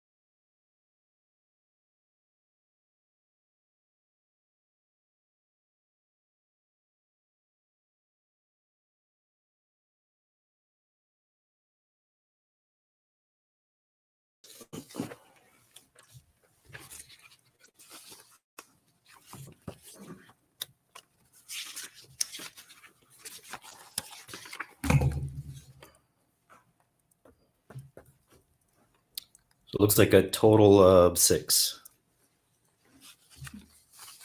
During the period of time of 2020, were you able to determine if Miss Millete paid those accounts on her separate bank accounts? Objection, lack of foundation.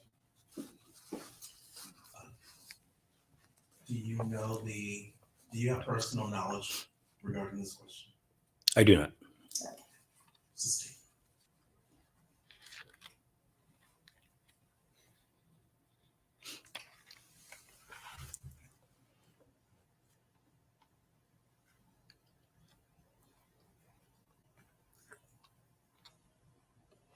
Did you also have the opportunity to call other transportation companies like Lyft or taxis to verify if anyone had picked up Miss Millete on January 7, 2021 from her home?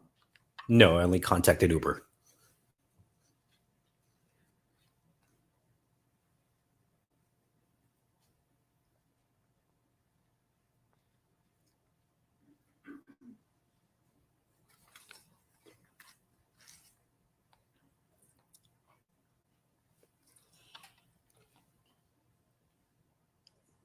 You did call the Navy Federal Credit Union, I believe, on January 13, 2021, inquiring about the credit card. I'm sorry, January 12, I believe, 2021, to inquire if any of Miss Millete's credit cards had been used after she was reported missing. Correct. Were you able to obtain the last entry on the credit cards? So as of the 12th, so it would have been January the 12th, 2021, there was an automatic payment that posted specifically to SeaWorld. Were you able to see the balance on the credit card? No.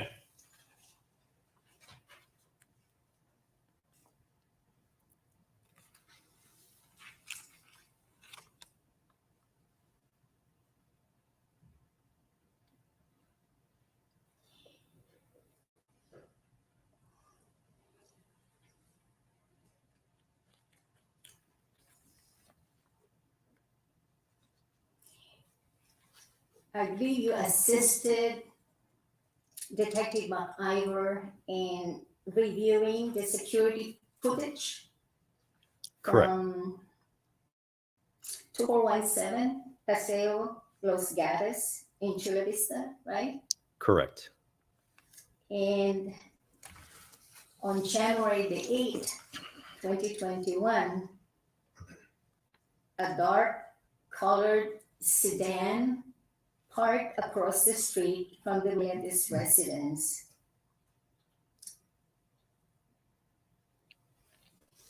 Are you able to see any individual inside that sedan? No.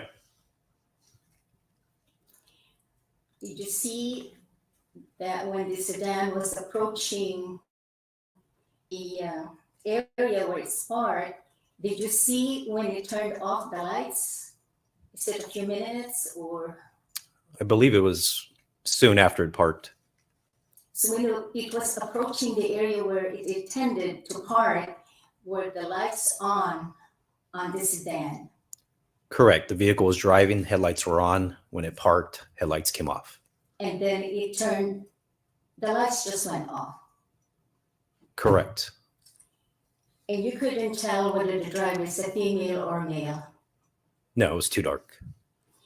You also couldn't tell whether there were passengers inside that vehicle. Correct.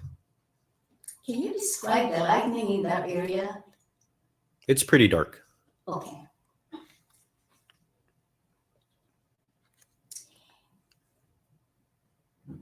Then on January 7, 2021, a dark colored SUV was seen parked at the same location as this sedan. Did you observe that these are two different vehicles that parked there or the same? No, they appeared different. One was a SUV and one was a sedan. So the sedan is a different vehicle than the SUV? That's correct. Okay. And there is no way that you could determine the coloration because it was too dark to make that determination? I can tell you it was a dark colored car, but I could not tell you if it was, red or dark blue or anything like that. Did the SUV approach the area similarly from the sedan? I don't recall.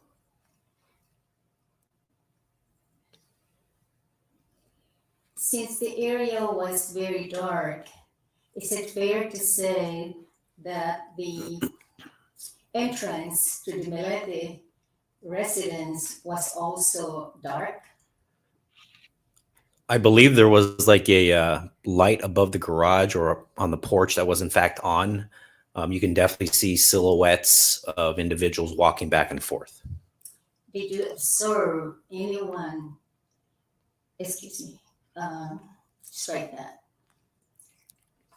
During the review of the footage, did you notice on review whether there were any individuals close to that area where the vehicle parked? So across the street? Right. No, I did not see anybody near that vehicle. Were you able to determine how long the sedan stayed in that area where it parked? I don't remember the length of time, but it wasn't quick. I believe it was at least maybe half an hour to 45 minutes. But it wasn't one of these things where it just parked for a minute or two and then left. How about the SUV? How long was it parked in the area? I couldn't tell you the SUV without going back to my my notes. Did you want to refer to your notes? I definitely can if you can assist me with locating what specifically you're referring to.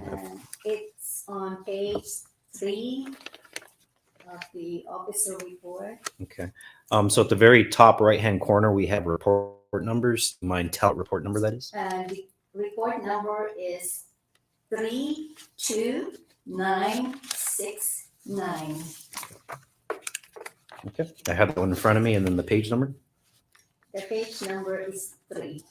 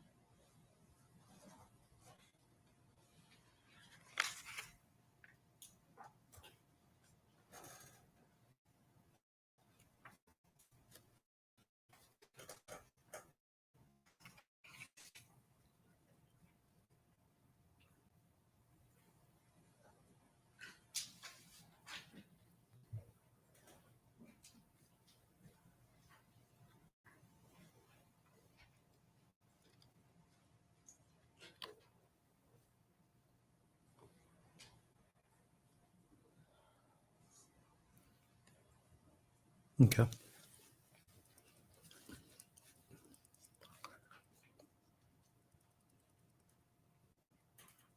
He's ready. Can you, did that refresh your recollection? It does, vaguely. I did go through quite a bit of footage.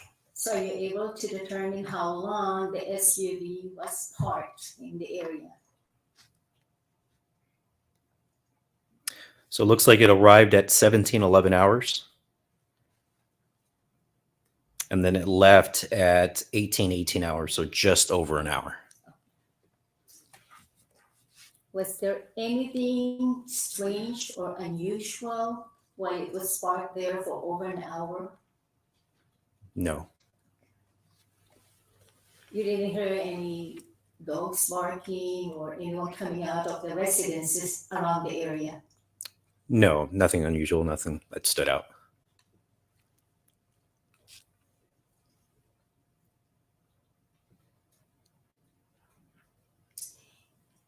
You actually assisted in the impounding Larry's Lexus, is that right? Correct.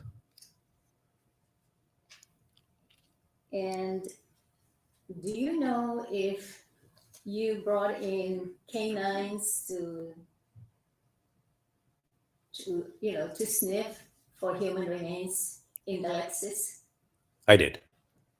You do? I did. You did. So can you tell us what happened there when the canines Yeah, were brought in? So that would have been the first day of the search warrant. So the search warrant that was executed back in January. The vehicle, the Lexus. So in January the 23. 23rd, correct. The Lexus GX 460, I believe we're referring to, is the exact model, was there at the Millete residence. Mr. Millete requested that we move the vehicle to a nearby park just to get the vehicle out of the neighbor's kind of sight, just to lessen the impact on the neighborhood, which we in fact did. I had members of the San Diego Sheriff's Department search and rescue team actually standing by that location with their cadaver dogs. And I opened up the doors and allowed the cadaver dogs to sniff inside the interior of the vehicle, specifically towards the rear. And did the dogs show signs of detecting human remains? They did not alert to any human remains. What about the residence itself? Did the canine dogs also enter the residence? I don't recall. I would have to refer to my notes. I know specifically the vehicle, but I don't believe I would have partook in that portion of it because I was with the Lexus and taking the vehicle back to our police department. So I couldn't tell you what the outcome, if any, with the cadaver dogs. Okay. Now, you know that the Milletes own 4 vehicles, is that right? Correct. And there was another vehicle, a 5th vehicle that's parked in their, associated with the house, the Millete house, that belonged to Mr. Millete's father. You recall that? I do. So a total of, Vague as to time. that's Sustain. You can rephrase. at the time that you were at the residence in January 23rd, 2021, did you search all of the Millete's residence? All the Millete's vehicles? Me personally, no. So you only looked at the Lexus? I looked at the Lexus and I remember looking at the Toyota Tundra that was parked in the garage. Okay. And when you looked at the Lexus on January 23, 2021, did you notice anything unusual or abnormal? No. I believe you took the Lexus somewhere on that day. Correct. It was impounded at the Chula Vista Police Department. Did you have any passengers when you took it to the Chula Vista Police Department area? Passengers in my vehicle? In the Lexus? No, the vehicle would have been closed up, secured, and then placed on the tow truck without anybody inside. Okay. And how did the Lexus appear to you on January 23, 2021? That's vague.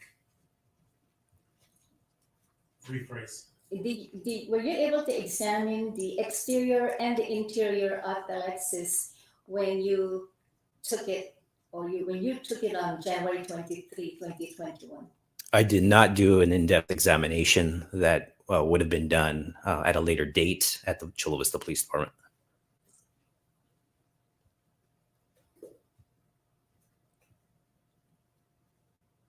Did you see inside the Lexus a car seat? I don't recall a car seat.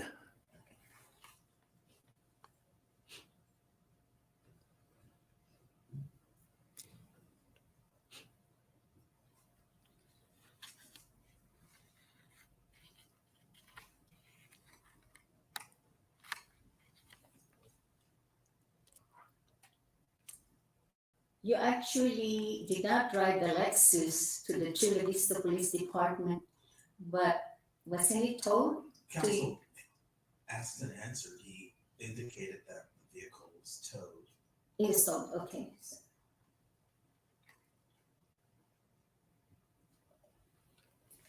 Did you at a later date prepare an impound report for full details?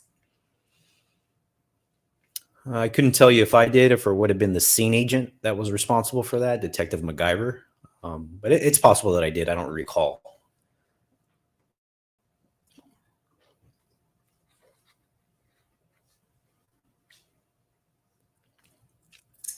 After you impounded the Lexus, you actually went back to the Millete residence, right? Asked and answered. Okay. Then, what did you do? Strike that. Did you have an opportunity to search the house when you returned from the Chula Vista Police Department? Objection is based the testimony. Okay, and I think he may have talked about this, testified about this on Friday. Okay, so your objection is she's misstating what this I'll is. withdraw that. Do you have any objection? All right. You can respond. I did assist with searching the residence.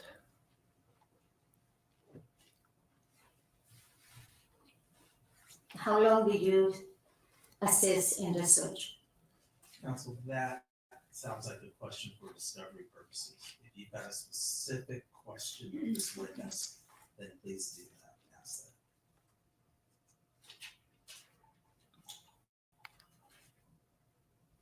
Did you see any security cameras in the residence when you were there on January 23, 2021?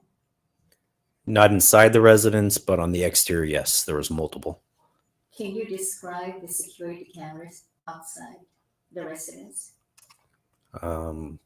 Just your standard security camera. I don't remember the color, but they were mounted on various sides of the house.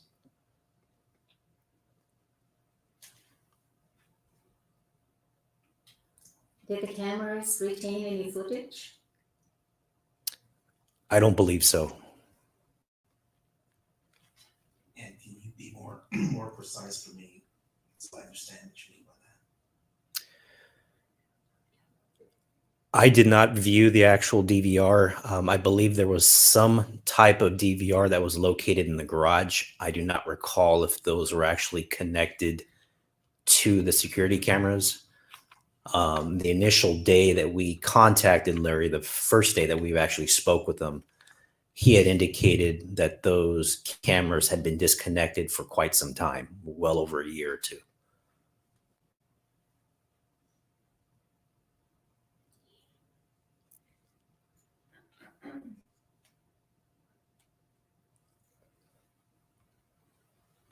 Did you seize Mr. Millete's cell phone on January 23, 2021? I don't believe I specifically seized it, but I believe it in fact was, but I didn't take it.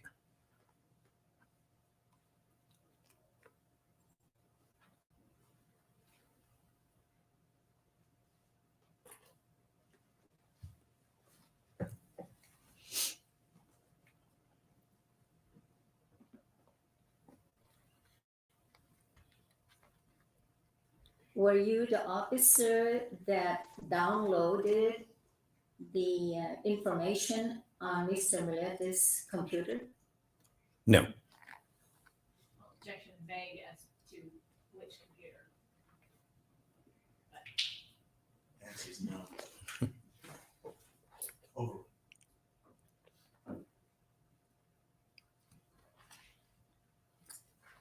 Part of your report states that the text messages belonging to Larry's cell phone and uploaded onto the MacBook was seized. Were you able to review any of the text messages from Mr. Larry Millete's cell phone? Yes. On February 28, 2020 to March 4, 2020, Mr. Millete had a text message conversation with Jamie. Recall that? I believe I do. County counsel, Objection, hearsay at this point. yes, it does appear to be hearsay, and it's beyond the scope of direct.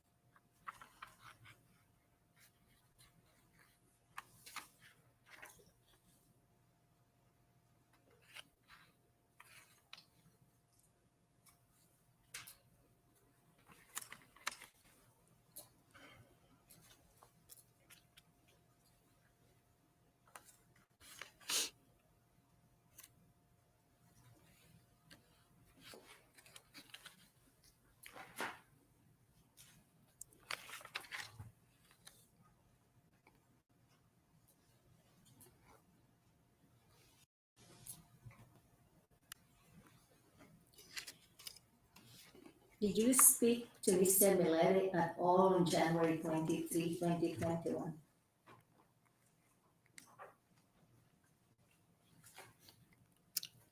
I may have, it may have been just a very short conversation, but not an interview or anything like that, no.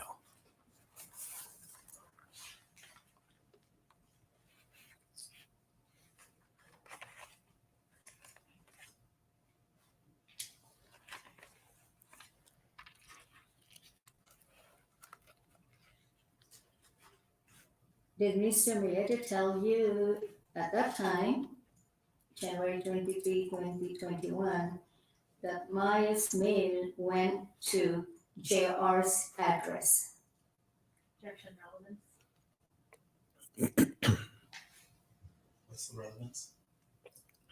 Yeah, it reveals that, it will reveal that Ms. Millete's mail was not going to Paseo Los Gatos when she moved out of the house in May of 2020, and that it's possible that she does have some bills charged, and the officer may not have access to that.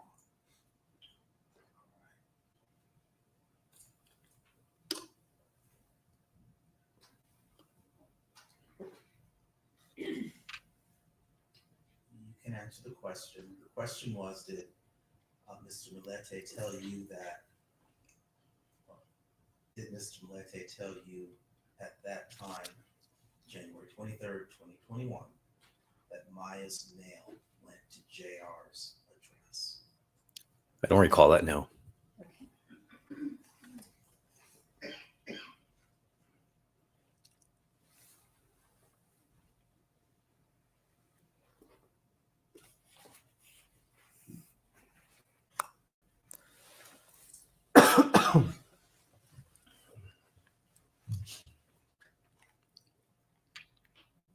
You also made note of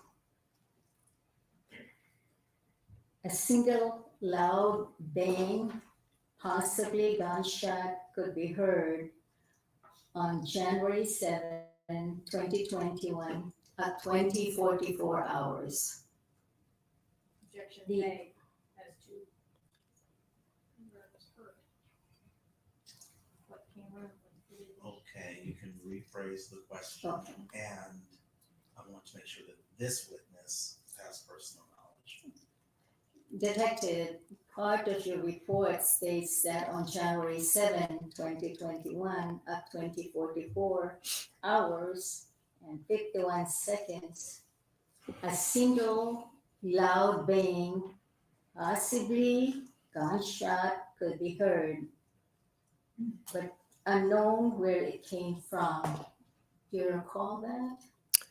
I do, but I don't remember it being single. I believe multiple loud bangs, possibly a gunshot. Did someone tell you this, or is this just what you learned from your team's investigation? This is what Obviously someone told you. Did a witness tell you? No, a witness did not tell me. This was through security camera footage review. That you personally observed? Correct. Did you see any bullet casings in the vicinity of Mr. Millete's residence? Spent casings? No.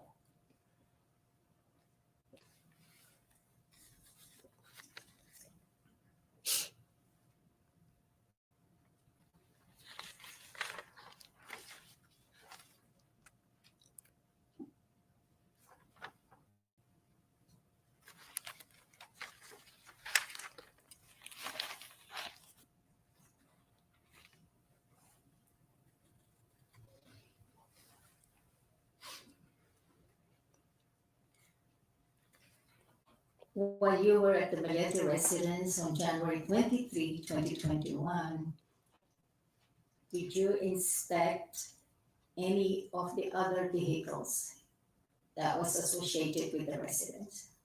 Section F, plan.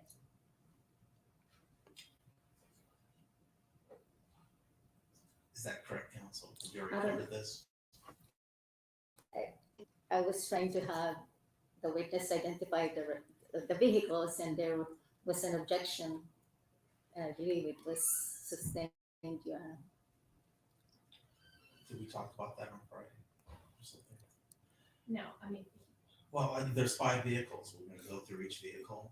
We've Yes. already covered the Lexus. The Lexus, I just wanted the witness to, I thought he already testified that he didn't search any of the vehicles. So Was that was that my your objection. No, my testimony was I, in fact, assisted with the Toyota Tundra that was located in the garage. And only that vehicle. And only that vehicle, correct. did you use any canine dogs? No.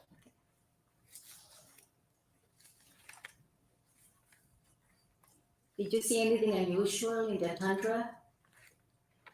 No.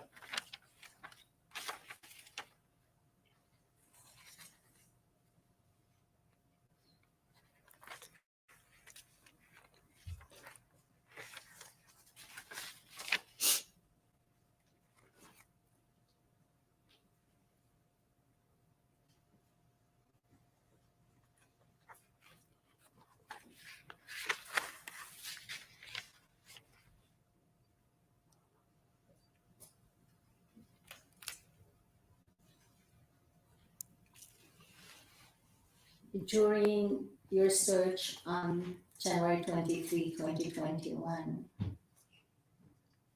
did you obtain documents related to Maya Millete's life insurance policies?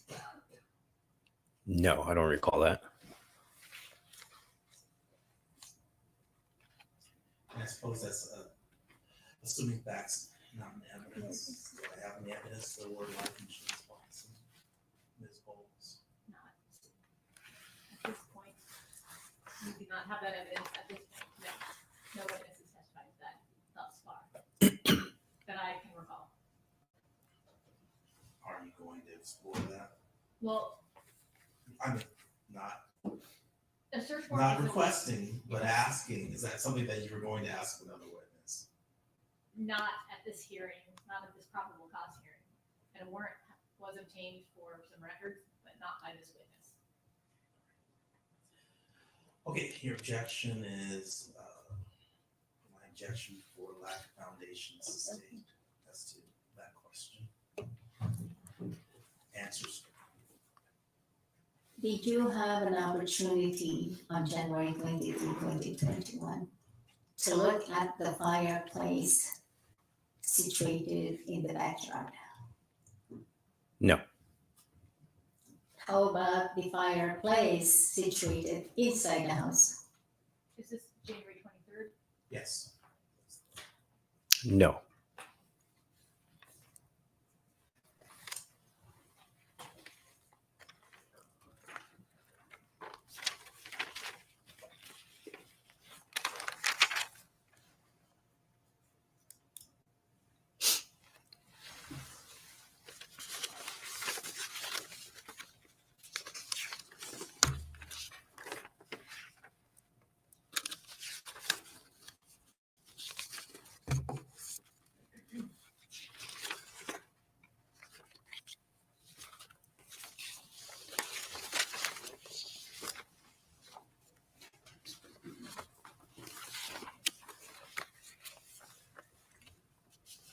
On the same date of January 23, 2021, did you observe inside Mr. and Mrs. Millete's house if they had a line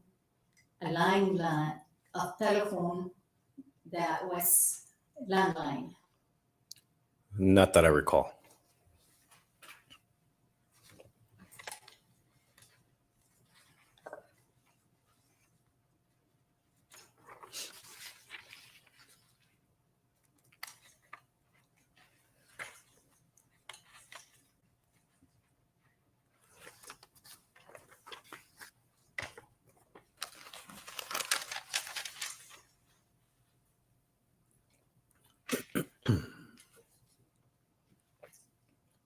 After you concluded your examination of the Millete residence on January 23, 2021, did you return again to do the same examination?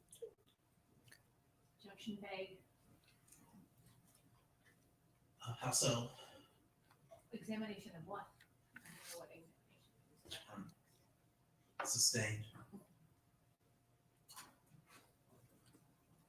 After January 23, 2021, when was the next date that you returned to the residence? Frankly, did you, has he testified about returning to the residence? Yes, he testified about serving 2 search warrants at the house, one on January 23rd, 2021, and one on October 19th, 2021. All right. So, are you going to ask something about the October 2021 search? I wanted to explore his findings when he returned, I believe the second time. And I believe, Your Honor, Detective Ruiz, I believe, was at the residence probably multiple times between January 23rd and October 19th, 2021. But I'd object to those questions being beyond the scope. My questions of Detective Ruiz were focused on the January 23rd search warrant and the October 19th. Okay.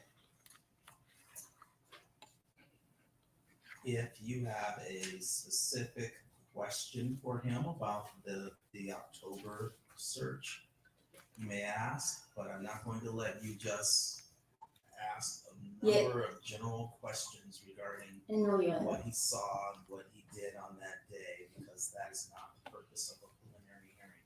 You're using it for discovery purposes, and it needs to be employed simply to cross-examine him on areas of inquiry that the prosecution has raised during their direct examination.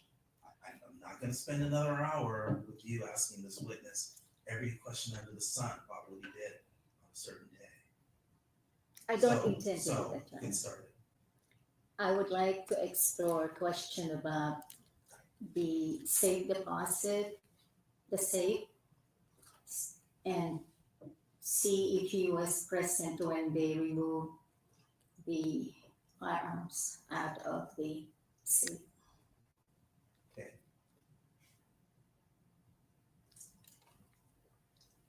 Detective, when you returned to the Millete residence in October 2020, did you observe and seize firearms from the safe? So we went in 2021. Yes, excuse me, 2021, yes. So we did in fact seize firearms, but I'm gonna have to refer to my report in regards to what specifically. Well, did you, I just want, again, questions that relate to your personal knowledge and your role, not what the whole team did. She's had other witnesses from that search testify. So, counsel, again, there's a team of people, and I don't want you asking every person on the team what the team did. The question should be focused on this witness's role and the information that this witness has personal knowledge of. And I would also object to a vast inquiry into all the various firearms seized. There's one firearm that's charged and testimony about one firearm that's been introduced. So I would object to anything beyond that inquiry about that one particular firearm. For this purposes. All right, and I was saying that a bunch of questions about the other firearms is beyond the scope. Count 2 does have him charged with being in possession of an illegal assault weapon. So you can ask questions about that weapon, but any others that were present, it appears to be outside the scope. During the time that you were in the Millete residence in October 2020, did you remove a firearm in the Millete residence that was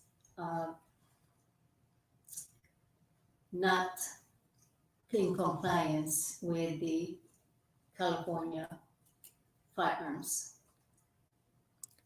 So that firearm was actually removed in the first search warrant, so the January search warrant, not the October search warrant. Were you part of that removal? I was. When you removed that firearm, did you ask Mr. Millete who owned that firearm? No. So we have you. Redirect.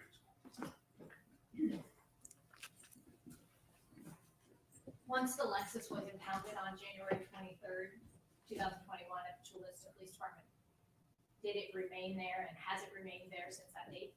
Correct. Hasn't been driven at all? No. Thank you. Another question. Recross. No question.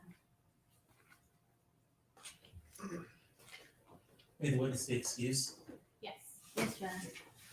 Thank you, sir. That concludes your testimony. Thank you, Your Honor. Next witness. People recall District Attorney Investigator Matthew.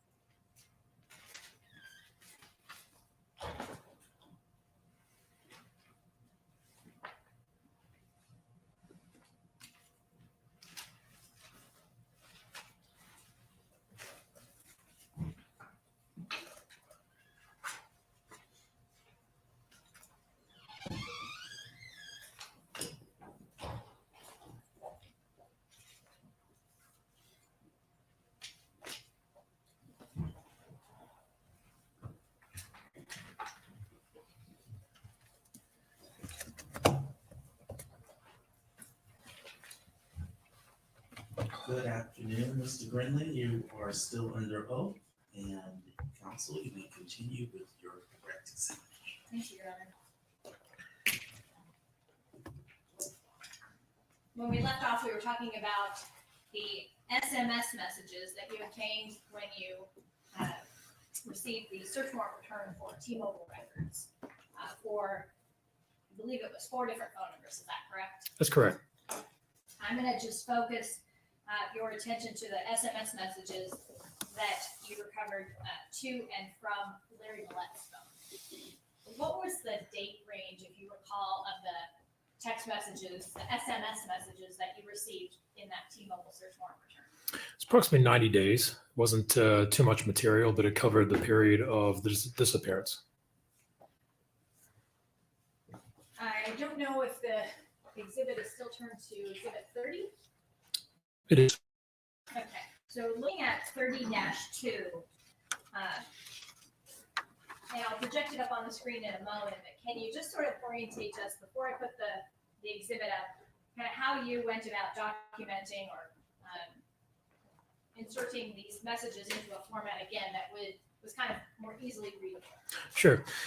So this is the original file is what I'm working with, and I was able to filter or convert the information to where it was readable as far as the content of the text message, the timestamp of when the text message was sent or received, and the people or the persons that were in communication with each other.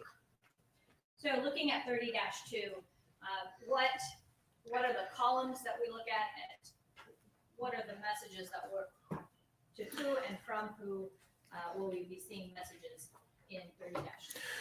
Sure. So starting from the left side of the column to the right side of the column, we have time, in parentheses PST, which means Pacific Standard Time. So that is for the time zone and the date and time within California that we observe. Going across, we have from, so who the text message is from. To is who the text message is to. And the body of SMS message is the information or the actual text message and content that was sent on that timestamp. And have you looked at exhibits 30-1 through 30-12? I have. And are those fair and accurate representations of the text messages that you received as part of the search warrant return? Yes, they are. And did you in fact create the text that is within those exhibits? Yes, I did. Looking at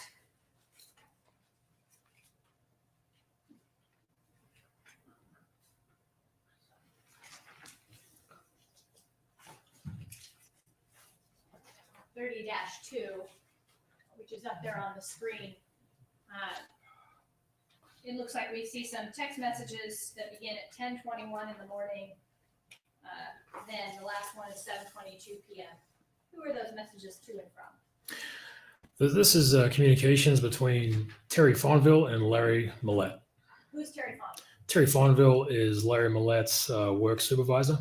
Did you speak with Terry Fonville at some point during the investigation? Yes, I did. And we'll go into more depth about that later, but just generally, can you tell us a little bit about how the relationship between Terry Fonville and Larry Millete, how long they've known each other? They've known each other, according to Mr. Fonville, approximately 19 years in a work capacity environment that they would communicate. But according to Mr. Fonville, regarded Larry as a friend. And these were messages exchanged on January 3rd? That is correct. Looking at 30-3, are these SMS text messages to and from Larry Millette's phone on January 4th? Yes. Okay. And again, these are to and from or between the defendant, Larry Millete, and Terry Fonville? Correct. Looking at 30-4, are these, and again, the exhibit up on the screen, is that the exhibit, copy of the exhibit that's in the binder? Yes, it is. And are these fair and accurate representations of the SMS text messages between Larry Millete and Terry Fonville, at least the first two, on January 5th? Yes. Okay. And just looking at the first two lines, where it says body of SMS message, can you tell us kind of, when you're looking at those messages, what's the context of those messages? Well, the context of the message is about Larry and his marriage. It's talking about really it's a negative side of the marriage that he's confiding to Terry in. So Larry Millete to Terry says she's asking for a divorce again. And then says, after I bring home dinner, that would be the text of those messages at 8:31 a.m. Correct. Okay. And then there's a message from Larry Millete to Kathy Fredericks. Who is Kathy Fredericks? Kathy Fredericks is Larry Millete's aunt. And the text of that message was, "Can I bring Lazarus over today?" Yes. And then we see a couple of other text messages. Those are also fair and accurate representations of the SMS messages obtained from that search warrant on January 5th. That's correct.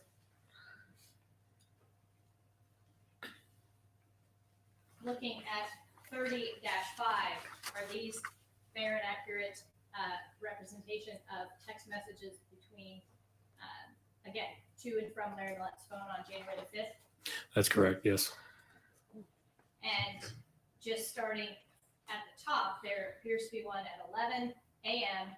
from Larry Millete to Terry Fonville. Can you read that one for us? Yes. You need serious help. How you view things. Please do not make me feel guilty about shit, about what you feel and all that, because you will always do what you want. We are completely done. And there look to be two asterisks there at the end of that body of that message. Were those in the text message itself? They were not. And what are those representative?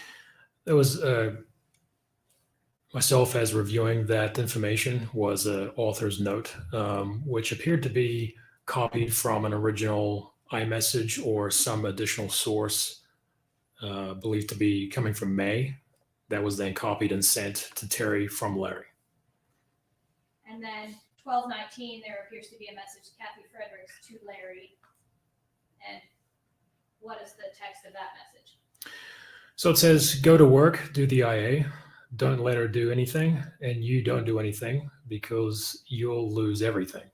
Fight for the kids and yourself. And then there's another message then, 12:19, Kathy Fredericks to Larry Millete. She's selfish, that's proven after all her and all the things you did after she screwed up, so he prepared. Did you write the word sick in there, or was that through the SMS? I did, just to represent some punctuation error.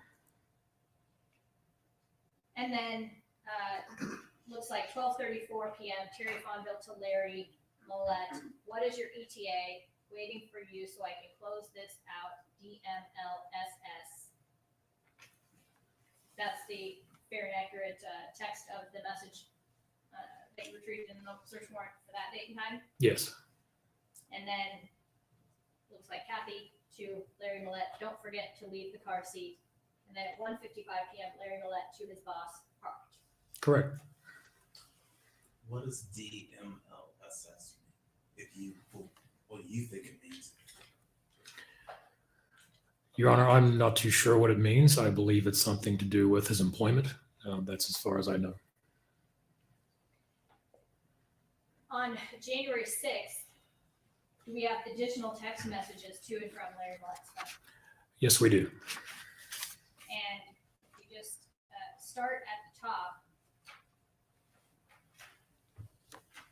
9:52 a.m. from Larry Millete to Terry Fonville. What is the text of that message? Oh, counsel, identify the exhibit. Oh, I apologize, Your Honor.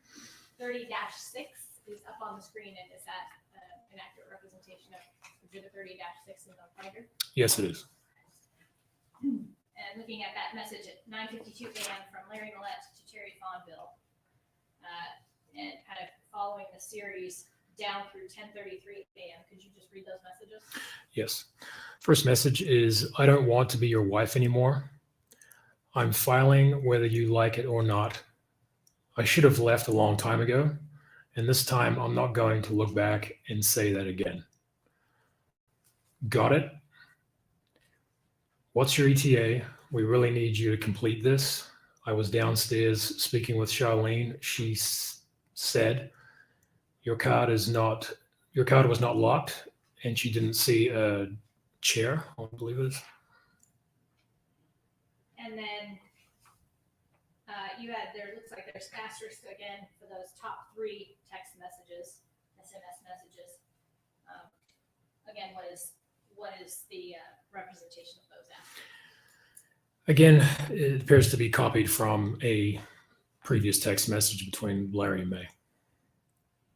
And then at 1:23 p.m., there's a message from Larry Millete to Terry Fonville, and proceeding down a continued exchange between the two of them through 1:28 p.m. Can you just go ahead and read those for us? Yes. Not coming in today. It's been an exhausting day full of getting yelled at and followed throughout the house drama. Like a floor mat, I took it all in. I just can't fathom what's going on. This is surreal, like life is hopeless. Next message. I'll try and come in early tomorrow. Today, I'm just mentally, physically, and emotionally spent. And then at 1:26 p.m., this is a SMS text message from Terry Fonville to Larry Millete. Yes, this is in response, which says, Doc is asking about your account. I told him you were going to speak with Charlene and Leon today. Quarles is getting slack from the DHA regarding the delinquent. Next message. Can you at least go and talk to Charlene and Leon? I still need to submit Kevin's rejected ATAPs from 2 weeks ago. And then the final message is, Doc just informed me that it is still pending. And those are from January 6th, 2021. That's correct. And then are there some messages on January 7th, 2021 between Terry Fonville and Larry Millete? Yes, there is. Okay. And what do the messages start with and at what time? January 7th, 2021 at 7:21 a.m., Terry sends a text message to Larry, which says, good morning, Larry. What is your ETA? And at 12:24 p.m., what does Larry Millete text back to Terry Fonville? 12:24, Larry responds with, I'm not right. And then how does Terry Fonville respond in his next text message? 12:28, Terry responds with, have you eaten? And then looking up at the screen, 30-7, is this the exhibit that is in the binder in front of you? That's correct. And what does the defendant text at 12:34 p.m. on January 7th, 2021? Larry Millete texts Terry Fonville, I'm about to lose it. And then go ahead and read the next couple of messages. 12:36 p.m., Terry replies to Larry, call me. And then at 1:53, Terry again reaches out to Larry asking, where are you? Are there any messages? Well, are there any messages between them for the remainder of the day? No. Looking at 30-8 in front of you in the binder, can you tell us a little bit about what this exhibit is before I project it up on the screen? Sure. So this is from a forensic tool that was used to extract the contents of Larry Millete's iPhone, January 13th, 2021. The image portrays a screenshot that was obtained through the extraction of an application reflecting the balance of a cryptocurrency account. And I'm not going to project this up on the screen because it does have telephone numbers on it for Melanie Millete and Laura May Millete. But can you tell us essentially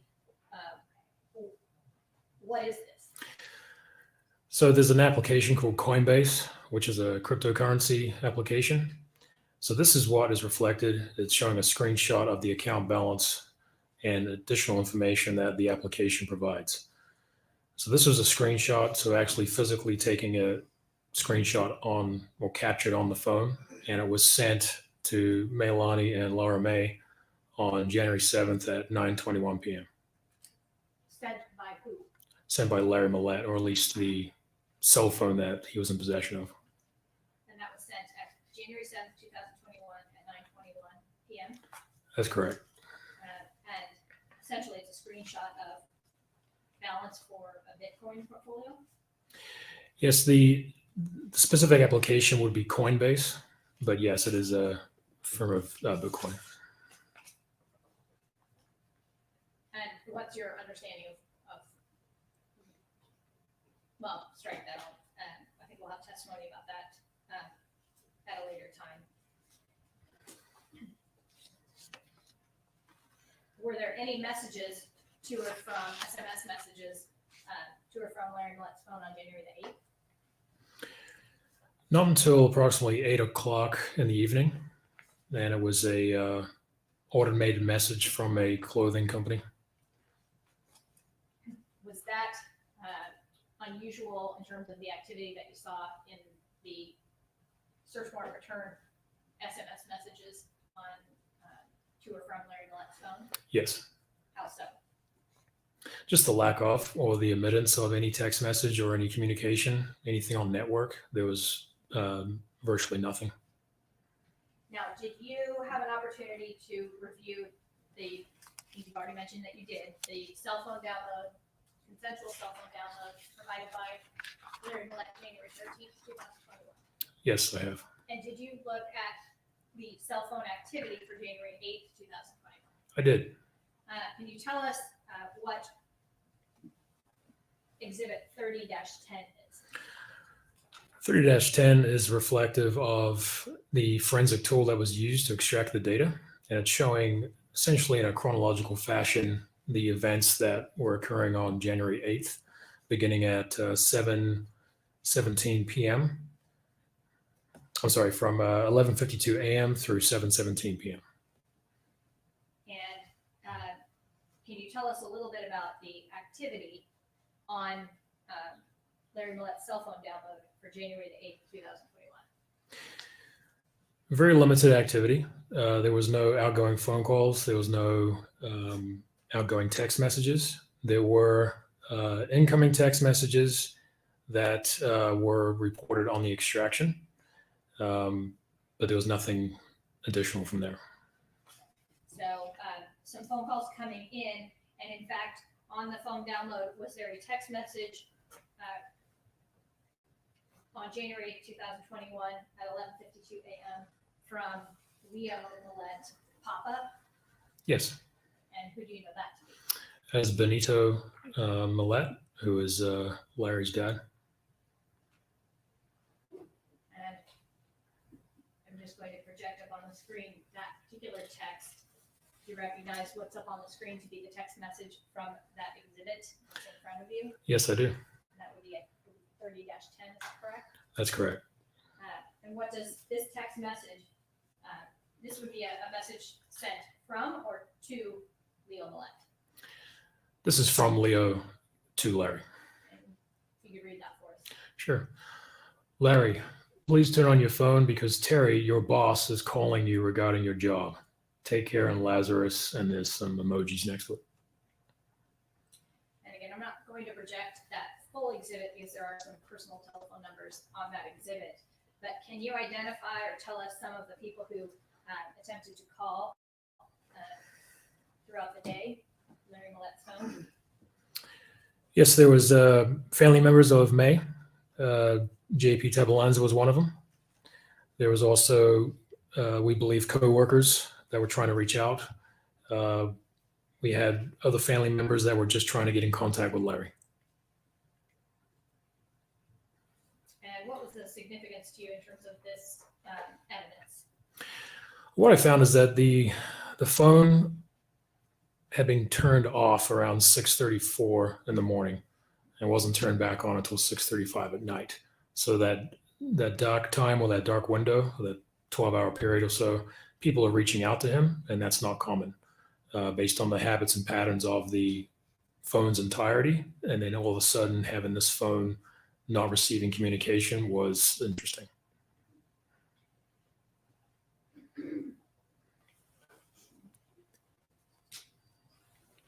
And then looking at Exhibit 30-11, these are SMS messages to and from Larry Millette's phone from January the 9th. Correct. first text message on January the 9th at 7:14 a.m.? Terry Fonville is sending a text message to Larry asking, "How are you doing, my friend?" And 30-11, which is up on the screen, is this the same exhibit that's in front of you? That's- Yes, it is. And then you can see another message at 10:56, Kathy Fredericks to Larry Millete asking to call her later. And then another text message from Kathy Fredericks to Larry Millete. And then a message at 4:51 p.m. from JP Tabalanza to Larry Millete. Did she come back home? That's correct. And is this the messages from January 9th in their entirety? Yes. Now, just to be clear, we're talking about SMS messages. So is it possible that there may have been any iMessages being exchanged during these periods of time? I believe so, but T-Mobile was only able to report the SMS messages. So iMessages, typically data sessions that between iPhones, we did not see any of that information. And that, in other words, the T-Mobile search warrant download wouldn't capture the iMessages. Correct. Would the cell phone download itself capture the iPhone messages? Yes. And were there any iPhone messages from Larry Millete's phone during that period of time that you described? I think it was somewhere around 6:30 in the morning until 6:30 in the evening. Correct. There was nothing in between those two times. And then 30-12, you can tell us what this exhibit is. So this is reflective of January 10th, 2021. And this is a text message that were captured by T-Mobile showing the content of messages between Larry Millete and Terry Fonville and some additional people in this particular exhibit. And at 12:12 a.m., projecting this up on the screen, is this 30-12 up on the screen the same exhibit you have in front of you? Yes, it is. Okay. And that just the first message, 12:12 a.m. from Larry Millete to Terry Fonville. What is the text of that? At that time, it says, "Not too good. Maya is missing." And this is so just after midnight, essentially January 10th. That's correct. Okay. And then if you could read just the succession of messages to and from Terry Fonville after that. Yeah, so at approximately 9 seconds later, Larry sends an additional text message. The cops are on my way to my house, is what it says. 12:12, I'll talk to you about it over the phone. Then there's a automated or short code message from T-Mobile. And there's another one from a different short code message. And this is at 5:54 p.m. on January 10th. And then it moves on from there. And is there can you decipher anything about those, what did you call it, short code message? Yeah, short code message is kind of like a automated billing message you would receive on your cell phone, or any upgrades that are done to your account, or really anything that's done by automatic display that's sent from the provider to a cell phone. And again, 30-1 through 30-12 are fair and accurate representations of the either information that you obtained through the cell phone download itself, examination of the cell phone download, or the SMS messages recovered through the search warrant. Correct. that you obtained. Yeah.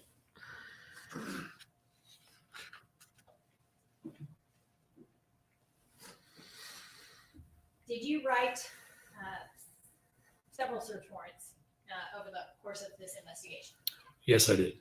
Did you write, well, at some point in your investigation, did you learn that May had a Facebook account, Yes, one that was commonly used for her to communicate with family, friends? correct. And then did you learn that she had an Instagram account that she used to communicate with family and friends?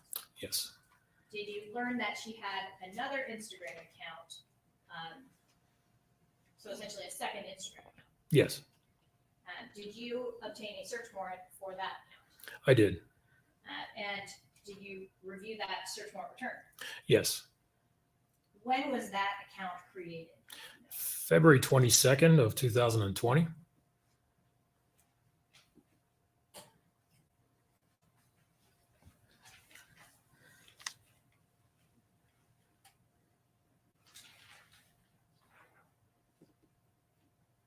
Can you tell us a little bit about that account and how it may have been, well, did you, in the course of your investigation, have an opportunity to review the, I'm going to call them Facebook account 1 and Instagram account 1?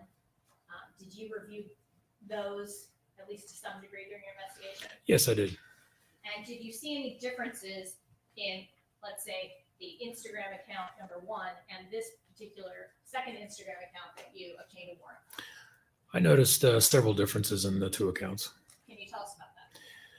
Yes, let's call it Facebook 1 is mainly friends that she was communicating with, talking about her children, trips, other events that was going on in her life at the time. Same with the initial Instagram account. The search warrant that I wrote for on the, let's call it Instagram 2, was more of, I would say, a place that May could vent. And I could see a lot of intimate information about what was really going on in her life, separate from her, let's say, Facebook 1 account. She was communicating kind of like a diary for herself as a way to vent. Again, and she was also communicating with someone quite frequently during that time or during the period of the records I requested. And I think you said the account was created February 22nd, 2020. That's correct. Right. What was the last login for that account? The last login activity was January 7th at around 11:15 in the morning. And what was that action, if you recall? Changing the profile. And then you mentioned, so let's actually talk a little bit. Can you turn to Exhibit 16 in that binder? Sure.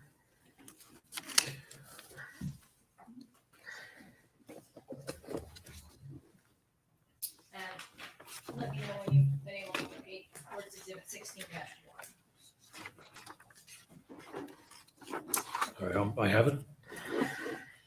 Can you tell us what we're looking at? And if this exhibit has 2 pages side by side, I'll go ahead and project them up on the screen. And ask you, first of all, 16-1 up on the screen, the same exhibit that you see in front of you? Yes, it is. Okay. And just kind of if you can explain to us a little bit about what we're looking at in these records. Yes, this is known as the index page. And what that refers to is when you request a search warrant or you serve a search warrant on Facebook at the time, which also controls Instagram, is that this will be one of the first pages you would see on the search warrant return. This information you're looking at, it includes the platform or the service of the account. It identifies the target or the name on the account if there is one. And then it goes into when the account was created. It goes into additional email addresses that were listed on the account, phone numbers, activity as far as what they call internet protocol logins or sessions. Also, last time the account was used and any changes to the account as far as profile name or anything of that matter. And this account says Instagram.com/SailorMoon. What is that in reference to? Do you know? Sailor Moon is the name of the profile on the account. And so we see kind of at the bottom several, I guess, name changes, old name, new name. What does that refer to? It means that the user changed the name of the profile many times through the course of when their account information was requested. And then it looks like there's an email account associated with it as well. Yes. And so this is sort of the first couple of pages in the account Correct. or in the search warrant return. reviewed this account, how did you determine that it was being utilized by May Millete? Well, I found pictures of May, communications between her and the additional user, and also entries that she had created about Larry Millete. And was this a public profile? No, it was private. What do you mean by that? Private means that the user would have to add you as a friend or as a contact in order to be able to view their profile. So in other words, can you walk us through a little bit, if something was posted on this, and I'm gonna call it Sailor Moon account, just to keep it separate from the other Instagram account, on this Sailor Moon account, if the user posted something, who would see it? Well, depending on the account settings, if it's a private account, which this is what this was, is that only people that May had tagged or added as friends would be able to view what she was posting. And did she have anyone tagged as a friend on this account? She had a couple of people, but it was not in comparison to her main Instagram and main Facebook. This was very diminished compared to that. And was it, were those friends continually, did they have access to her profile? Yes, they did, but they weren't in contact with her. There was no communication between anyone else but one user. And who was that user? We identified him as Jamie Laird. And did you have an opportunity at some point in the investigation to speak with Jamie Laird? I did. I spoke with Jamie Laird on May 19th of 2021. And when you spoke with him, did he review some messages on this Sailor Moon Instagram account? Yes. And did he identify himself as being a person who was communicating with May, utilizing that account? Yes, he did. Did he confirm for you that he had a romantic relationship with May Millete? He confirmed it, yes. And I want to talk to you specifically in Courts Exhibit 16. I want to direct you to 16-9 through 16-13. And in those exhibits, we see kind of different lines, green and orange, various columns. Can you tell us a little bit about what we see in these exhibits? Yes. So with this document going from left side of the column to the right side of the column, we have the timestamp, which is in Pacific Standard Time or in Pacific Time Zone, depending on the time of the year. It shows the action, as in was it an incoming message or an outgoing message, the correspondent, as in who is sending or receiving the message, and then the actual message content or the body of the message itself. Now, these exhibits, 16-9 through 16-13, they begin on January 6, 2021. They're labeled Messages Between May Millete and Jamie Laird.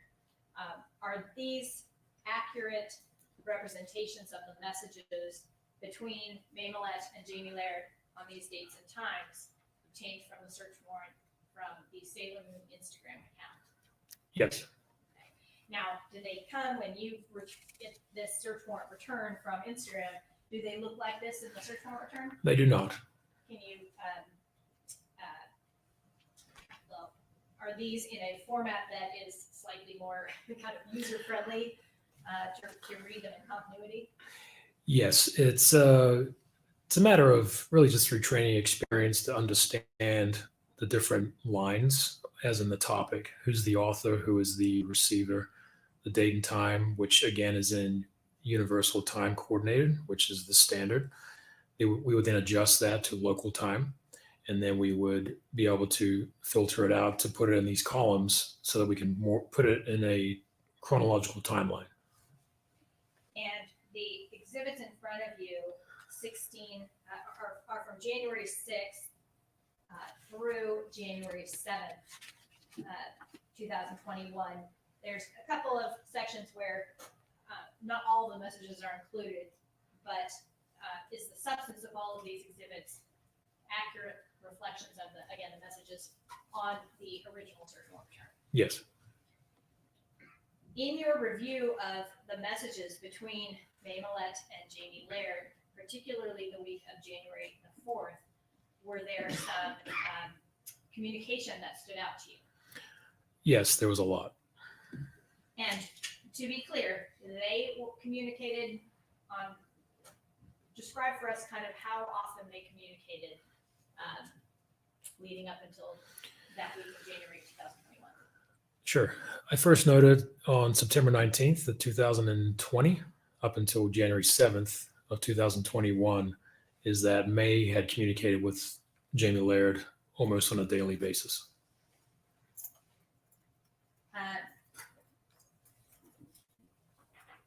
In looking at those messages between the two of them, I know you indicated a romantic relationship. Can you describe at all kind of the nature of their relationship? It was based on the messaging. It was sexual. It was also very emotional. They would talk about a lot of different topics than just the obvious. It got to the point where May had talked to Jamie about very personal issues, and Jamie was also receptive and responded with his own personal issues. So it was also by looking at it, both of them were finding a safe haven to talk to each other that nobody else would see. Was there any indication in your review of their communications that they were looking to, for example, run away together? Not at all. In fact, the last message that, what is the last message, date and time of any communication on this account? So it's January 7th, 2021 at 2:03 p.m. And it was an outgoing message from May Millete to Jamie Laird, which said, everything okay. Was there any communication at all after 2:03 p.m. on January 7th, 2021? No. And this was after essentially daily communication dating back to September of 2021? I'm sorry, September of 2020? Correct. The week of, again, January 4th, 5th, leading up to the 6th and 7th, what was sort of the nature of their conversation? Summarize it. Well, January 5th, beginning at approximately 11:15 in the morning, things became very dramatic. And when I say dramatic, Jamie had sent messages to May essentially asking if she had been lying to him this whole time. May responded with, what are you talking about, essentially? And Jamie had responded that Larry had contacted Jamie's wife and essentially told her information that then created this dramatic conversation. January 5th, they continued for several hours. Jamie was at one point concerned about May's safety because of the nature of the conversation and how it was going. And things just kind of kept going and then eventually dwindled down. So we had this climax point that came back down to where now they wanted to focus on their own lives due to the current events that were occurring, and things became normal again. In talking to Jamie Laird, let me back up. So when you say things became normal again, what do you mean by that? So May had let Jamie know that she had obtained paperwork from various law firms, and she'd also obtained a lawyer. She wanted to put that information on hold because it was Laura May's birthday that weekend. But her intention was to complete or go through the divorce proceedings. She wanted to move on, but she wanted to be there for the kids. And Jamie was also in the process of having a child of his own. And they were both at that point that let's focus on our own lives. But there was no mention of May leaving the environment that she was in. She was trying to get through the divorce proceedings herself and continue the life of their kids. And then looking at, for example, Courts Exhibit 16-9 on January 6, 2021, It looks like the messages on this page at least begin at 5:51. Yes. And starting with kind of good morning, hope your night went okay. What, again, is kind of just a summary of essentially the communication between the two during these hours. And this kind of goes for a couple of hours in the morning, from 5:51 in the morning to 7:19 in the morning. Yeah, so Jamie had reached out to May at 5:51 and was just asking how May's night went. May responded a short time later and said it was quiet, that they avoided each other, as in they being Larry and May. She then reached out to Jamie and asking how his night went, and things were essentially the same, avoiding each other. But they were planning, May was at least planning to go to her boss that day, go to Derek, who she worked for, and let him know that Larry was threatening to file an IA, or an internal investigation, against her. And so she wanted to get ahead of that and let Derek know about the divorce and that the IA would be coming. Looking at 16-10, those communications continue, kind of 7:20 in the morning. Again, there's a kind of a break where some messages are not included. After 8:02 in the morning, pick up again from 10:07 to 10:15 in the morning. Is there continued discussion about kind of what May is planning with regard to the next kind of phase of her life? Yes, there's a brief discussion between the two, and it's more along the lines that she's just reaffirming that she wants to file the paperwork. She wants to get this divorce up and running, and she wants to really break things off with Jamie in order to do so. And then looking at 16-11, this continues more conversation from 10:26 in the morning until 12:31 in the afternoon. Essentially, continued discussion between the two of them. Anything else? Is this a continued discussion sort of along all the same lines? It is. However, May did reaffirm to Jamie that she did talk to Derek, her boss, and let him know about what was coming, or eventually coming soon, regarding the divorce and the IA. Jamie is sympathetic to her. He also reaffirms or asks her if she's okay. So he was really just checking on her, make sure she was doing okay. And then looking at 16-12, these are continued conversation on January 6th. Actually, let's stop now.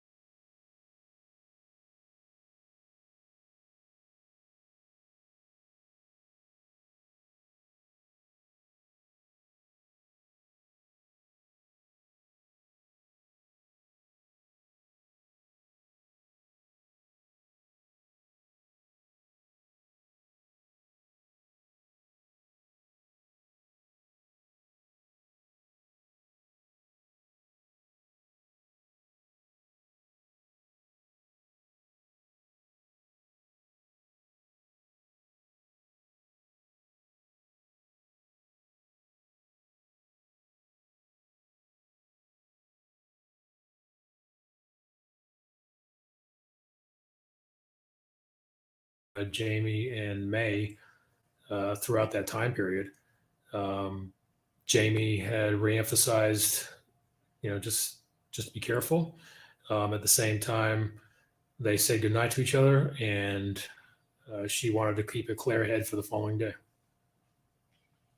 And then 16-13, Court's Exhibit, is January 7th, 2021, a series of messages between 6:03 a.m.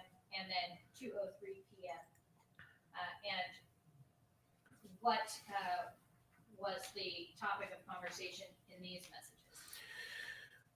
Jamie reaches out to May at 6:03 a.m. and just asks how the night went and was hoping it was okay. May responds that it was okay. She had a conversation with Laura May about divorce, and that Laura May was receptive to it. Jamie again says, I'm still worried about you. May says, don't be, but thank you. And at around 9:10 in the morning, Jamie says that he has to log out and have a great day hanging there. And May basically replies, you too. And then at 2:03 p.m. was the final outgoing message from May to Larry asking if everything was okay. I'm sorry, to Larry or I'm sorry, to Jamie. I apologize.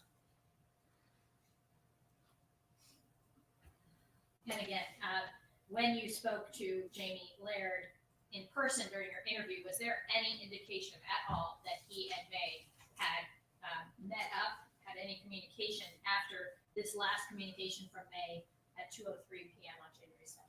No.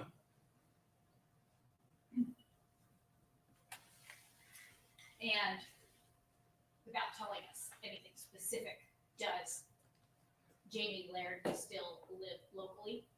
Yes.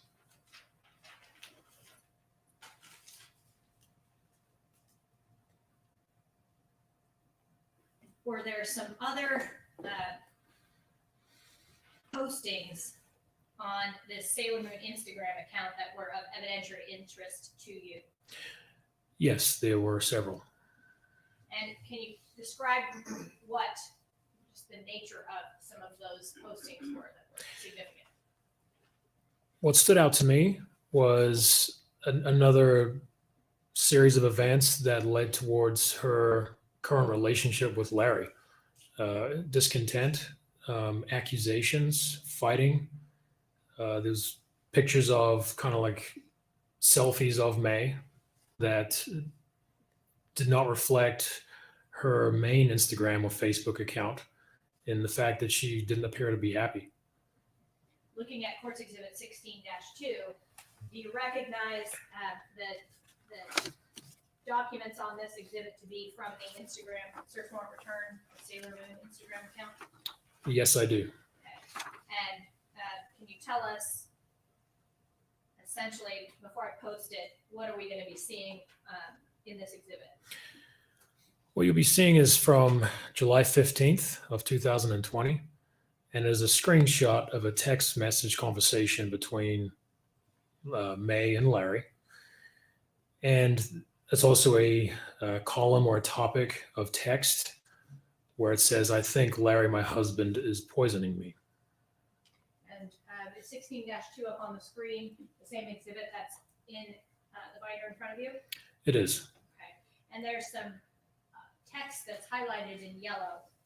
In your review of these Instagram messages, this would be text that would be written by the user. That's correct. And what's the date and time of this post? So I'll provide you with the original timestamp and then convert it to a local time. So date created is July 15th, 2020. The UTC, or the Universal Time Coordinated Standard, is 11:20:22 p.m. So you would subtract 7 hours for that time frame because we're in Pacific Daylight Time. So it would be approximately 4:20 p.m. And then it looks like there's a screenshot then to the left. And what does that screenshot appear to be? It's a conversation between Larry, who is in text in black lettering or black content, and in blue is May. And what was significant in terms of this screenshot of these messages? May is, she's asking Larry why she's so drowsy. And apparently Larry had been giving her vitamins, as she describes it to be. She says she doesn't want them anymore. Larry responds with, I take the same ones and just take half the dose. It's supposed to be 2 gummies of each.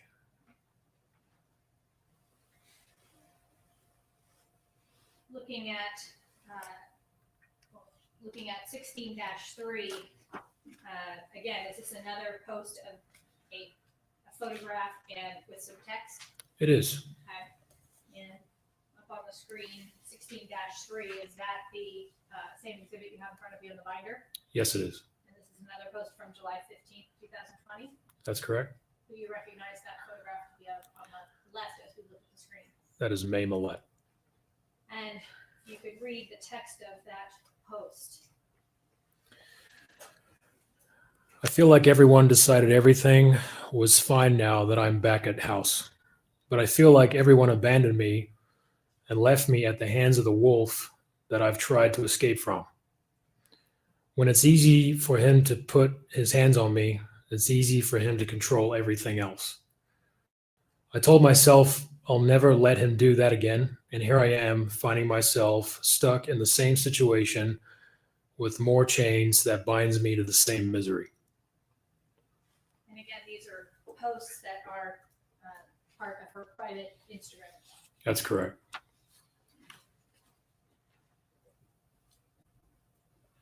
In the photo. I think he did talk about the photo, but the photo, was this also from, kind of explain to us where that photo is in relation to that text? Yes, so that would be in relation to the text conversation. There would be an image with a file name associated to that screen that would replicate or show the image connected to it. And that's the photo as we look at the exhibit on the left side of the screen. Correct.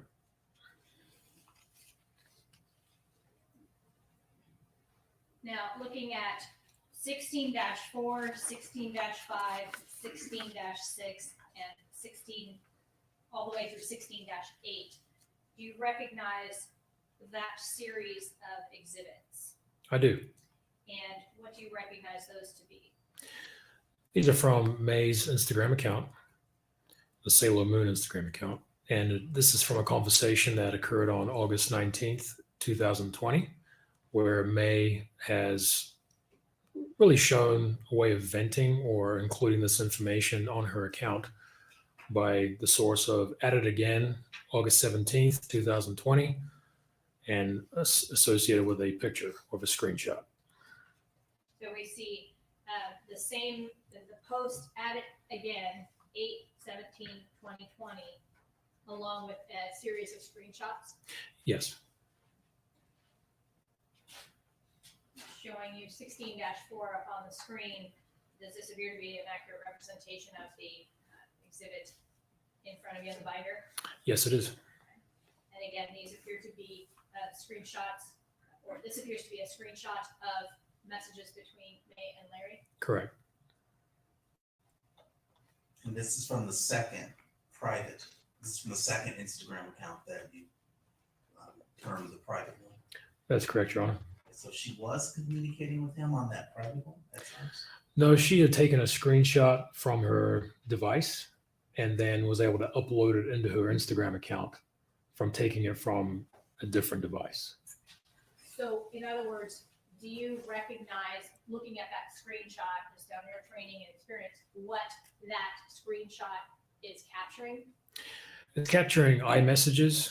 So it's in blue is typically an iMessage for those that have Apple or iOS devices versus Android. You would see an iMessage in blue.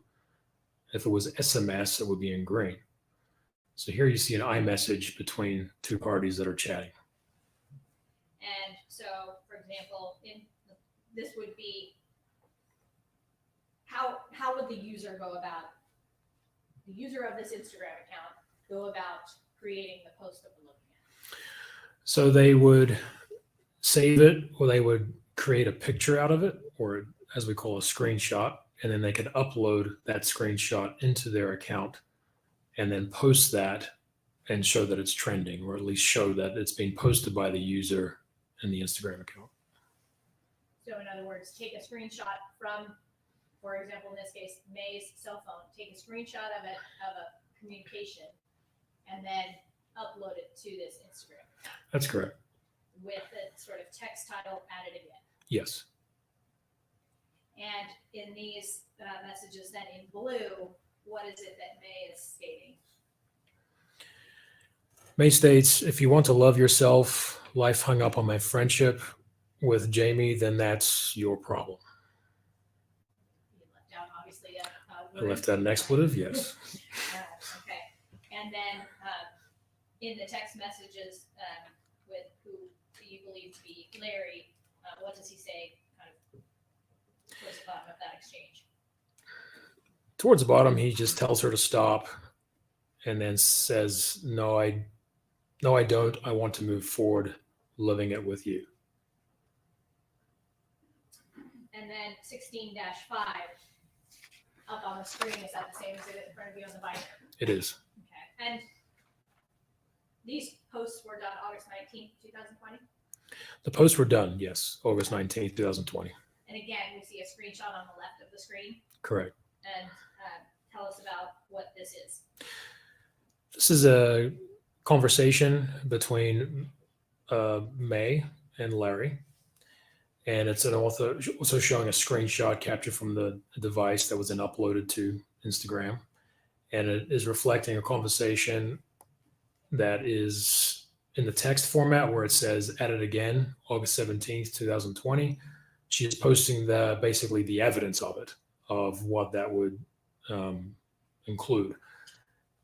And the substance of the conversation between them, what would you say the tone of that is?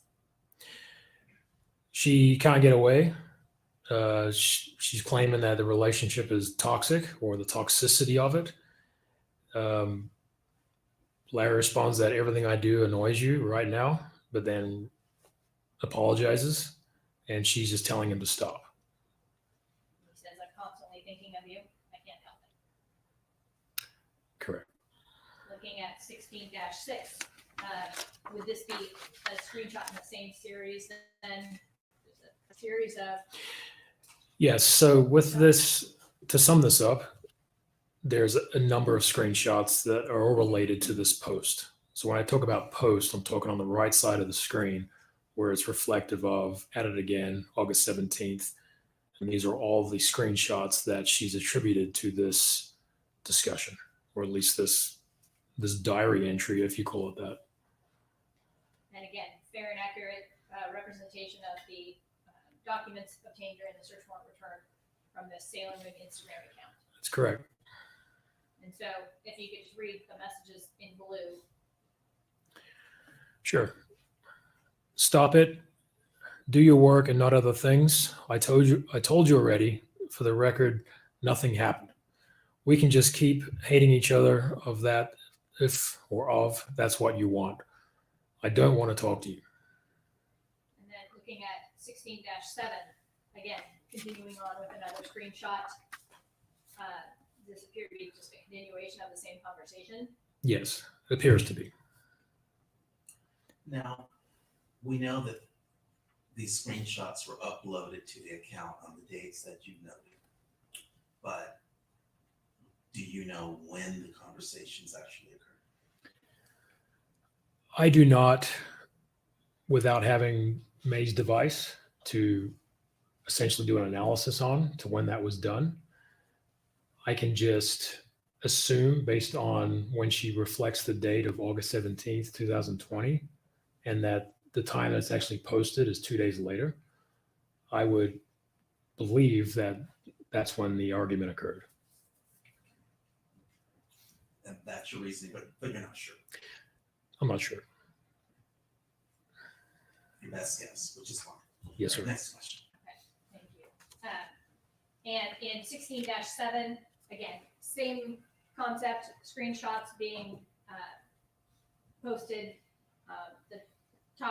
top text from May in this post, screenshot says, "Leave me alone, stop involving other people with our problems." That's correct. And then looking at 16-8, again, another screenshot with the same text, added again, 8/17/2020. Where at the top, it looks like May says, "Live by yourself. Without me, I'm only here for the kids." Correct. Again, this is an accurate representation of these Facebook or these Instagram records from your search warrant return. Yes, it is. Was there any activity on this Instagram account by May Millete after January 7th, 2021? No. Did you also obtain a search warrant for Yahoo records? I did. Can you tell us a little bit about that? Yes. During the course of the investigation and my conversations with the case agent assigned to this case from the Chula Vista Police Department, it identified a email address that had the domain of @yahoo.com. So with domains, we have at Gmail, at Yahoo, at AOL, at Microsoft. So that really gives you an idea of which email provider is retaining these records. So with that information, I wrote a search warrant to obtain further information to determine if there was activity from this account or who it belonged to in relation to May's disappearance. So what did you actually request in your search warrant from Yahoo? I requested all records, all email communications, any type of purchases, contacts, identifiers such as phone numbers, anybody else that would have access to the account. And that was the initial search warrant that was submitted. And so you submit it requesting records for a particular account name? Yes. And so in this case, what was your request? So my request was to, I requested 4 identifiers, and it was 2 email addresses, one being an email address associated to May Millete. The second email address was associated to Larry Millete, and also 2 phone numbers. And what did you find of evidentiary value with regard to that search warrant return? So when I received the records, Yahoo was able to, they did their own search and was able to associate the identifiers. So the email addresses and the phone numbers I had sent to Yahoo in the form of a search warrant were able to connect additional email addresses based on the ones that I had requested. So I ended up doing an additional search warrant just to obtain all the information that we could in relation to the disappearance. And so where did you find some of the most significant pieces of evidence in this search warrant return? On the first search warrant, May's account was identified as simple Ms. at yahoo.com.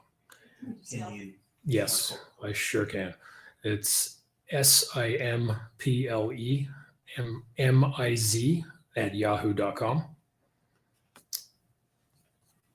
And with her email account, I could see that after the disappearance, there were sign-on or sign password changes that were performed on the account. There was activity that appeared to be suspicious. And on top of that, there was also suspicious activity reported by different vendors. And I'll go into those in a minute. But it basically showed that there was suspicious activity that was being generated post January 7th of 2021. So when you get the search warrant return, for example, this is the email is simplems@yahoo.com. Correct. So your search warrant return provides you with the records associated with that account.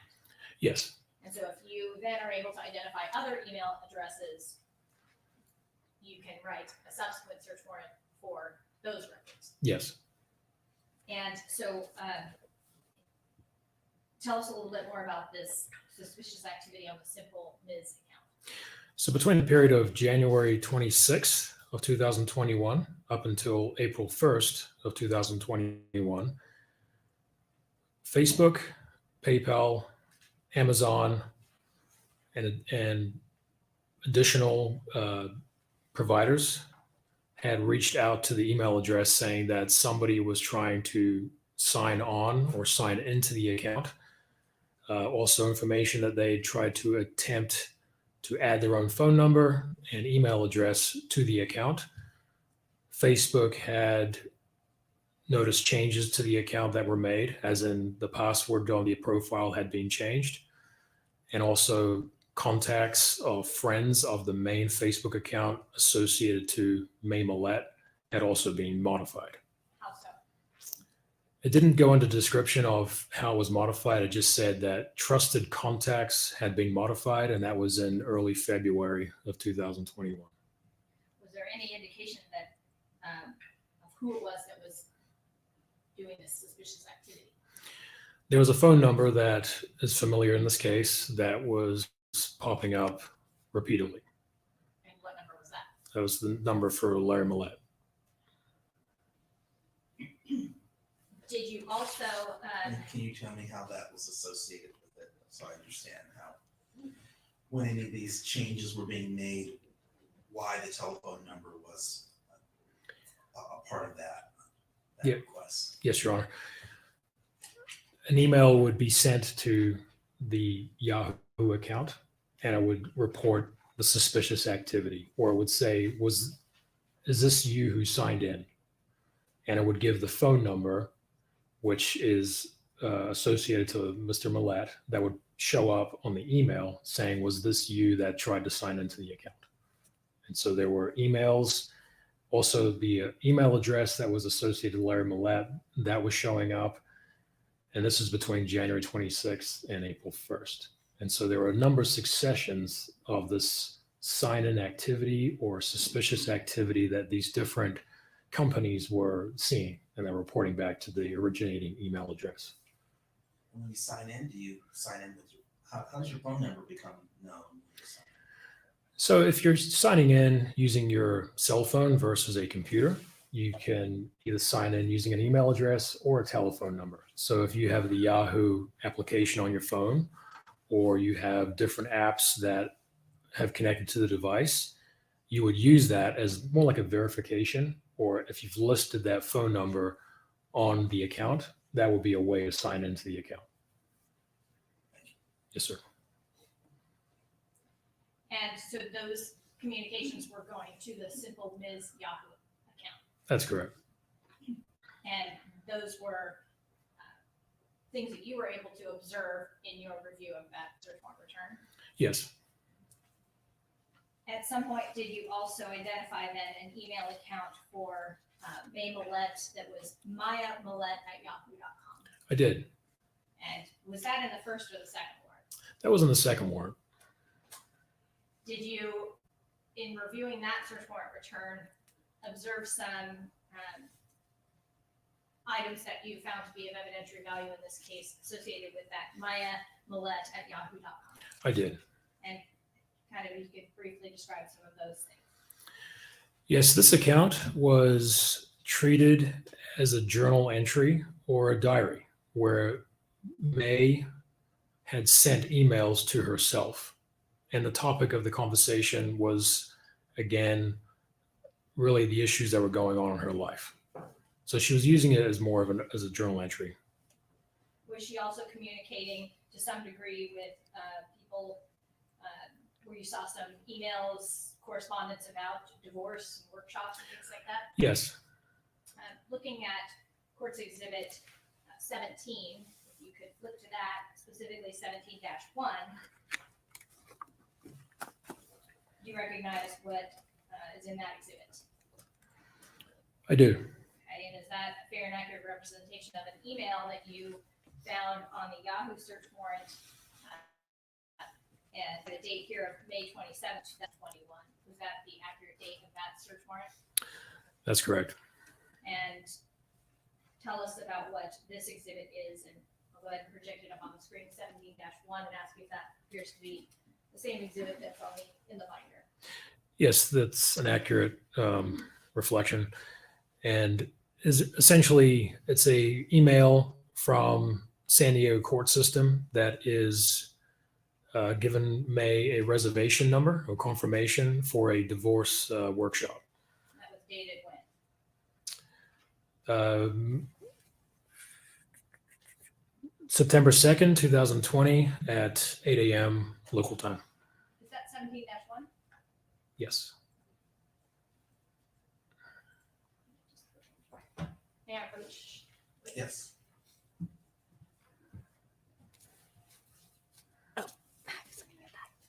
Okay. Gotcha.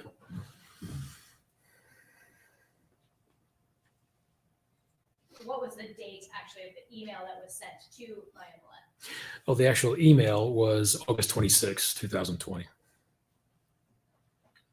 Looking at 17-2, do you recognize what's in that exhibit? Yes, I do.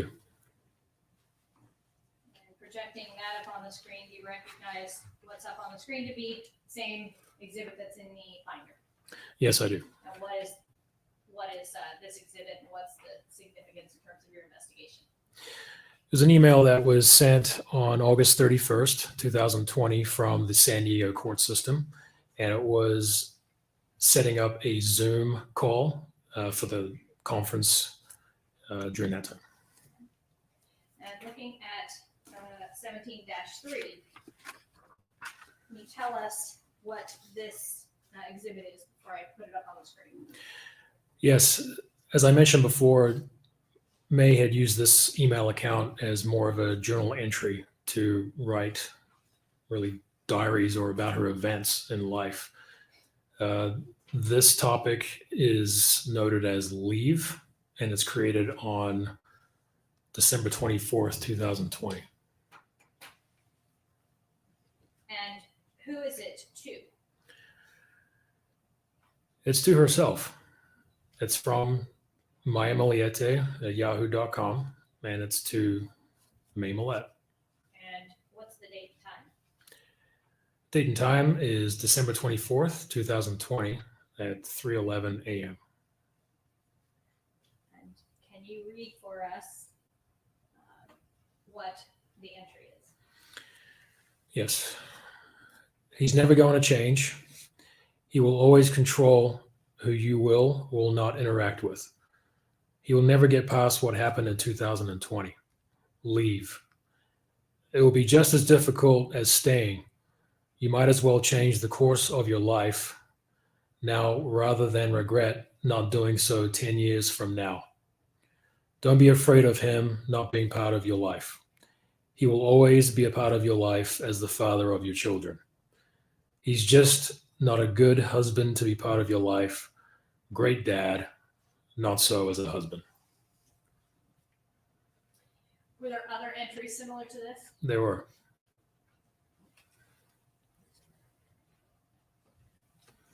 Looking at 17-4, what is the significance of this particular exhibit? Again, 17-4 up on the screen, the same exhibit in front of you. Yes, it is. This was also an email sent to myroulette@yahoo.com. That's correct. And you found this during your examination of this report return? Yes. Okay, and what was the significance of this email? The topic was legal inquiry, and it was sent on January 4th, 2021. It's from Antonian Miranda, and it's a PDF email attached. And it's just showing that confirmation that May had reached out to the law firm requesting some information. Looking at 17-5 and 17-6, do you recognize both of those exhibits? I do. And what do you recognize those to be? These are showing appointments that have been set up with Broaden Law, and it's from Destiny Johnson, which was sent from Destiny Johnson to May Millete, at least her email account, on January 7th, 2021. And it just confirms that an appointment had been scheduled. And looking at 17-5 up on the screen, dated January 7th, 2021 at 1:55 p.m. That's the same exhibit in the binder. Yes, it is. And again, recovered during your examination of the search warrant return. With this was again that second search warrant that you obtained May 27th, 2021. Yes. And looking at 17, which that should be 17-6 up on the screen, mislabeled. January 7th, 2021 at 1:55 p.m.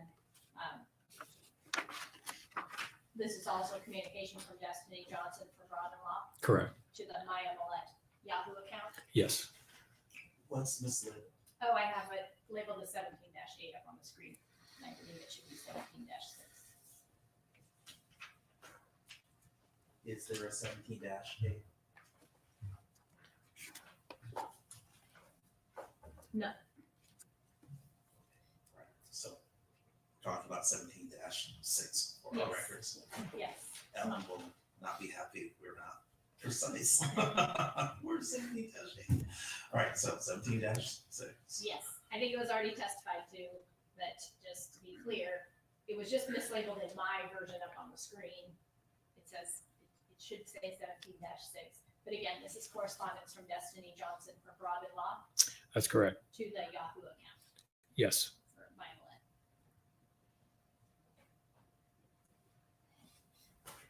Was there any activity initiated by May Millete that you're aware of on that account after January 7th, 2021? No. Did you also obtain, well, I think you had mentioned already that you did review the defendant's cell phone download that was obtained by Detective Vicente January 13th, 2021. That's correct. Did you examine that to I'm sorry, can you repeat the date? January 13th, 2021? Did you examine that download to determine if there were any text messages between the defendant, Larry Millete, and May Millete? Yes, I did. And what did you determine? Determined that there were no text messages, either iMessage or SMS content around the time of the disappearance. Specifically, do you know when they began? When any messages between the two of them began? On The only messages I could find from the specific phone download were back in June of 2020, and it was a group text message.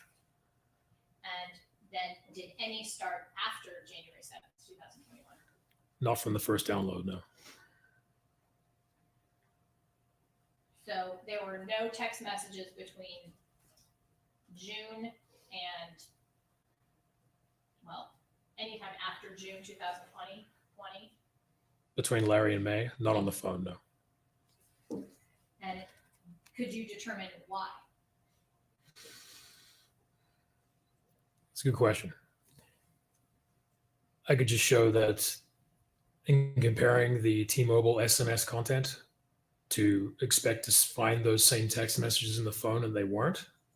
My belief is they were deleted. In your review of that cell phone download, did you notice also a large number of emails to or from larry.millete@gmail.com? I did.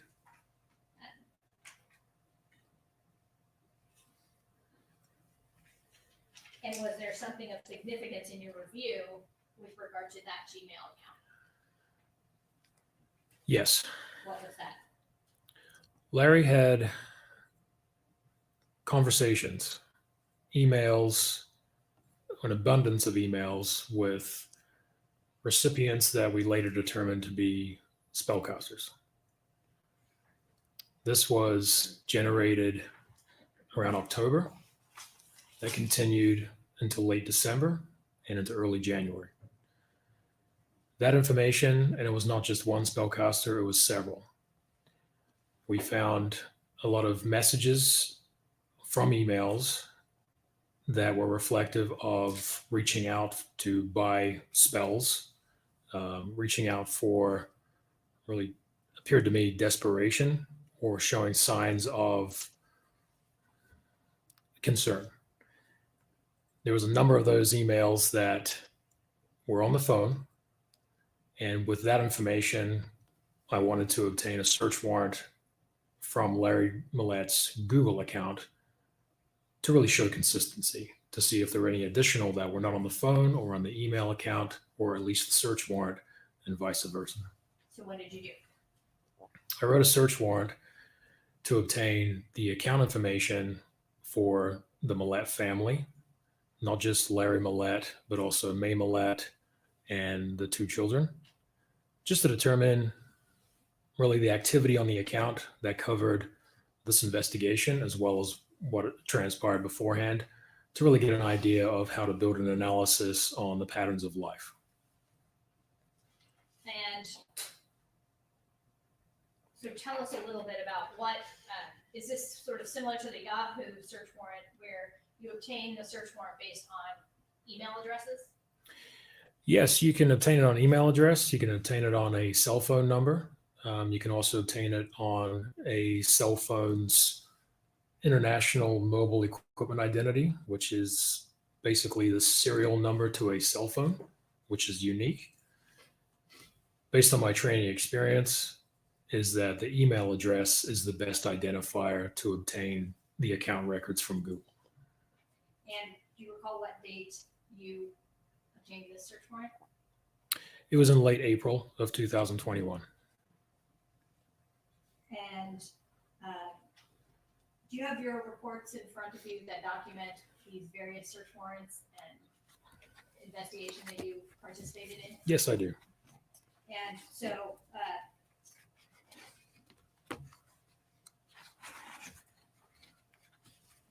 looking at is, well, in looking at that search warrant return, then was there certain activity under a email account or a Gmail account, Corpsman619?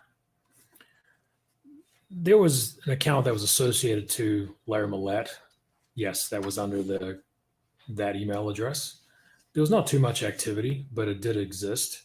But however, it was deleted in late January. And showing you 18-1, could you Sure. turn the exhibits to course exhibit 18-1?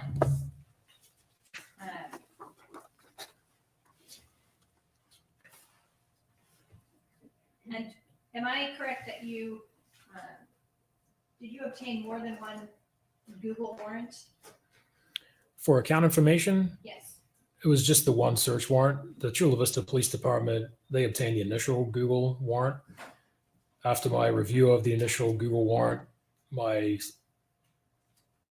choice or selection to obtain an additional search warrant was based on the information I obtained or saw in Larry Millete's phone download, as well as expanding the time frame of the Google account for the second search warrant. And in doing that, did what time frame did you obtain those records for? And if you need to refresh your memory by looking at your Sure. So it went back from January 1st of 2020 up until early June of 2021. And when was that search warrant actually granted to you? Just going to refer to my report. June 1st, 2021. Looking at 18-1 up on the screen, is this essentially what the records look like when you obtain them or when you receive them from Google? Not all of them. This is just for the subscriber information. So it's in a text or a notepad format, and it just identifies the Google account ID number, the name, the given name, or at least when the account was created, what the user labeled the account as or identified the account as. And it gives you kind of a slide-by-slide understanding of when it was created, what programs are listed on the account, what services, if it was deleted or not, and any other user activity. And so this would be that subscriber information for Larry Millete, the corpsman619@gmail.com account. That's correct. And then this Google search warrant return would provide you records associated with that Gmail account. Is that accurate? That's correct, yes.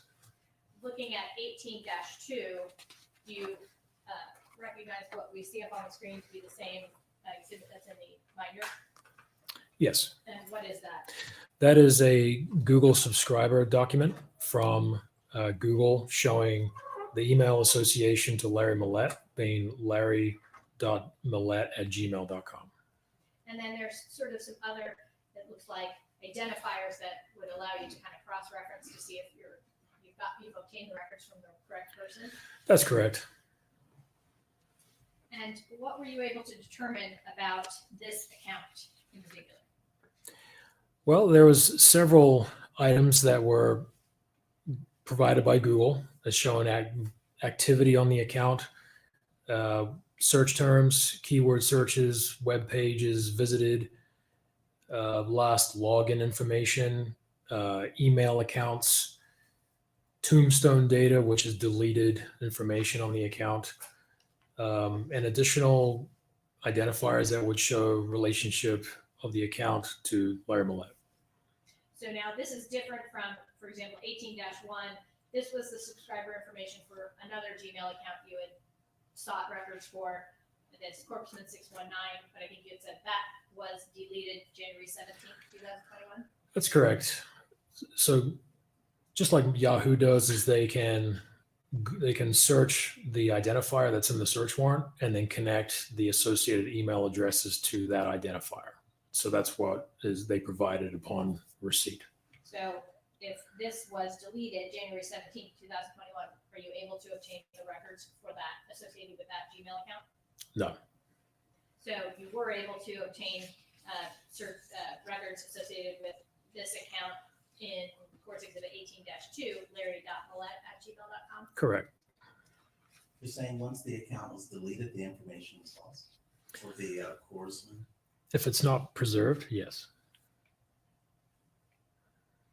Looking at 18-3, what do we see in that exhibit? These are calendar entries that were manually created or inputted by the user. And projected up on the screen, is this the same exhibit? Yes, it is. Okay, and tell us what calendar entries, what does that mean? So calendar entries, if you have a Google account, you can create time slots or appointments using the calendar function of your Google account. And it can list, you have information where you can put in the description of what the information's about. You can give places, and it creates a timestamp on when the information was created. Okay. And so is what we see up on the screen, 18-3, is this how the search warrant return essentially looks when you obtain the records from Google?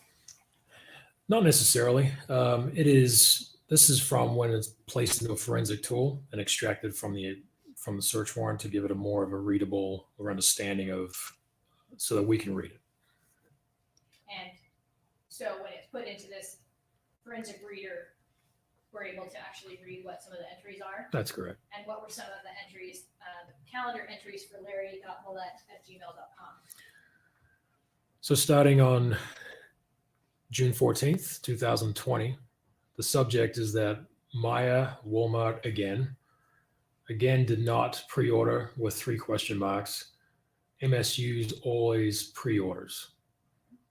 And then there's another entry below that, June 14th, 2020. What's the subject of that? Maya Unreachable, lunch with Jasmine with a question mark. And then there's another one underneath that. What is the subject of that calendar entry? Maya not in her office, came back not wearing her ring, don't want to confuse people, is Gloria, takes it off at work. Just took it off today, so I don't nag. What's really going on? Something last time coming from Brugger's when I come by unexpectedly. And then there's a location. Naval Base of San Diego. And that's also on June 14th. And then there's another one below that, June 14th. It looks to be another kind of duplicate. Correct. Now, looking at Courts Exhibit 18-4, can you tell us what this is? So, as I described before, we don't always have the calendar entries in a readable format. So with the information I just testified to, this is showing the same format essentially, but I've gone and placed it in more of a readable way. So what you're seeing is a chart that I created showing the reflection of the calendar entries. So essentially, the same information that you are able to see in the search warrant return, you put it into a document that is kind of, you're able to read it in a linear fashion. Correct. Okay. And so in this exhibit up on the screen, 18-4, which is the same exhibit in the binder, Yes.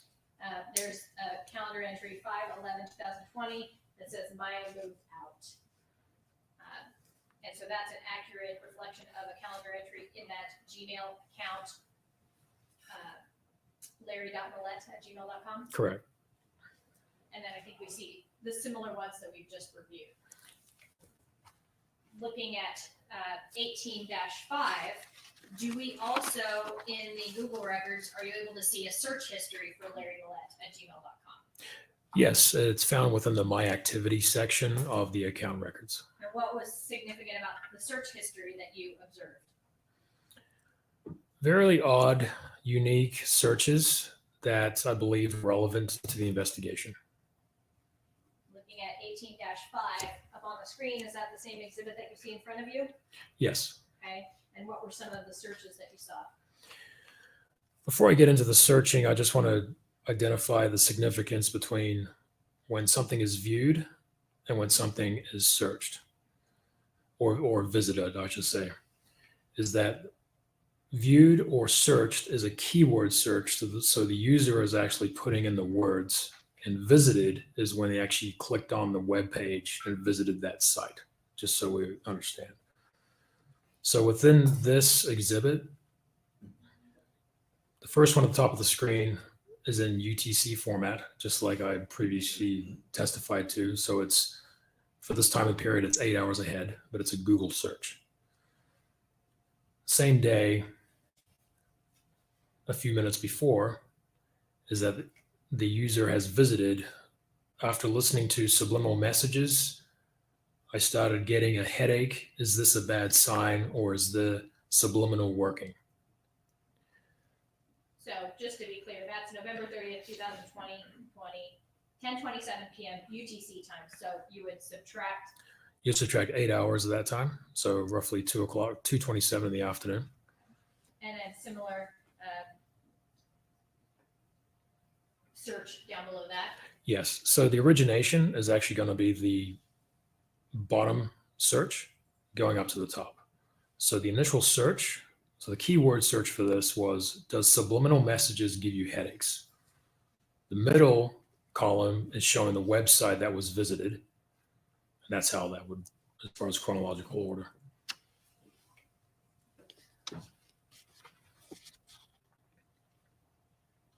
Did you, similar to what you did with calendar entries, did you take the Google search history and put it into a format that was a bit more linear, kind of where you're able to read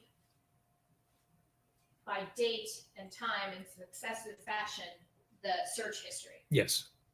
And looking at 18-6, you recognize this to be a chart or exhibit that you created when you wrote your report. Correct. And tell us what this exhibit shows. This is from, again, the My Activity section of the account. And within that My Activity is the search history.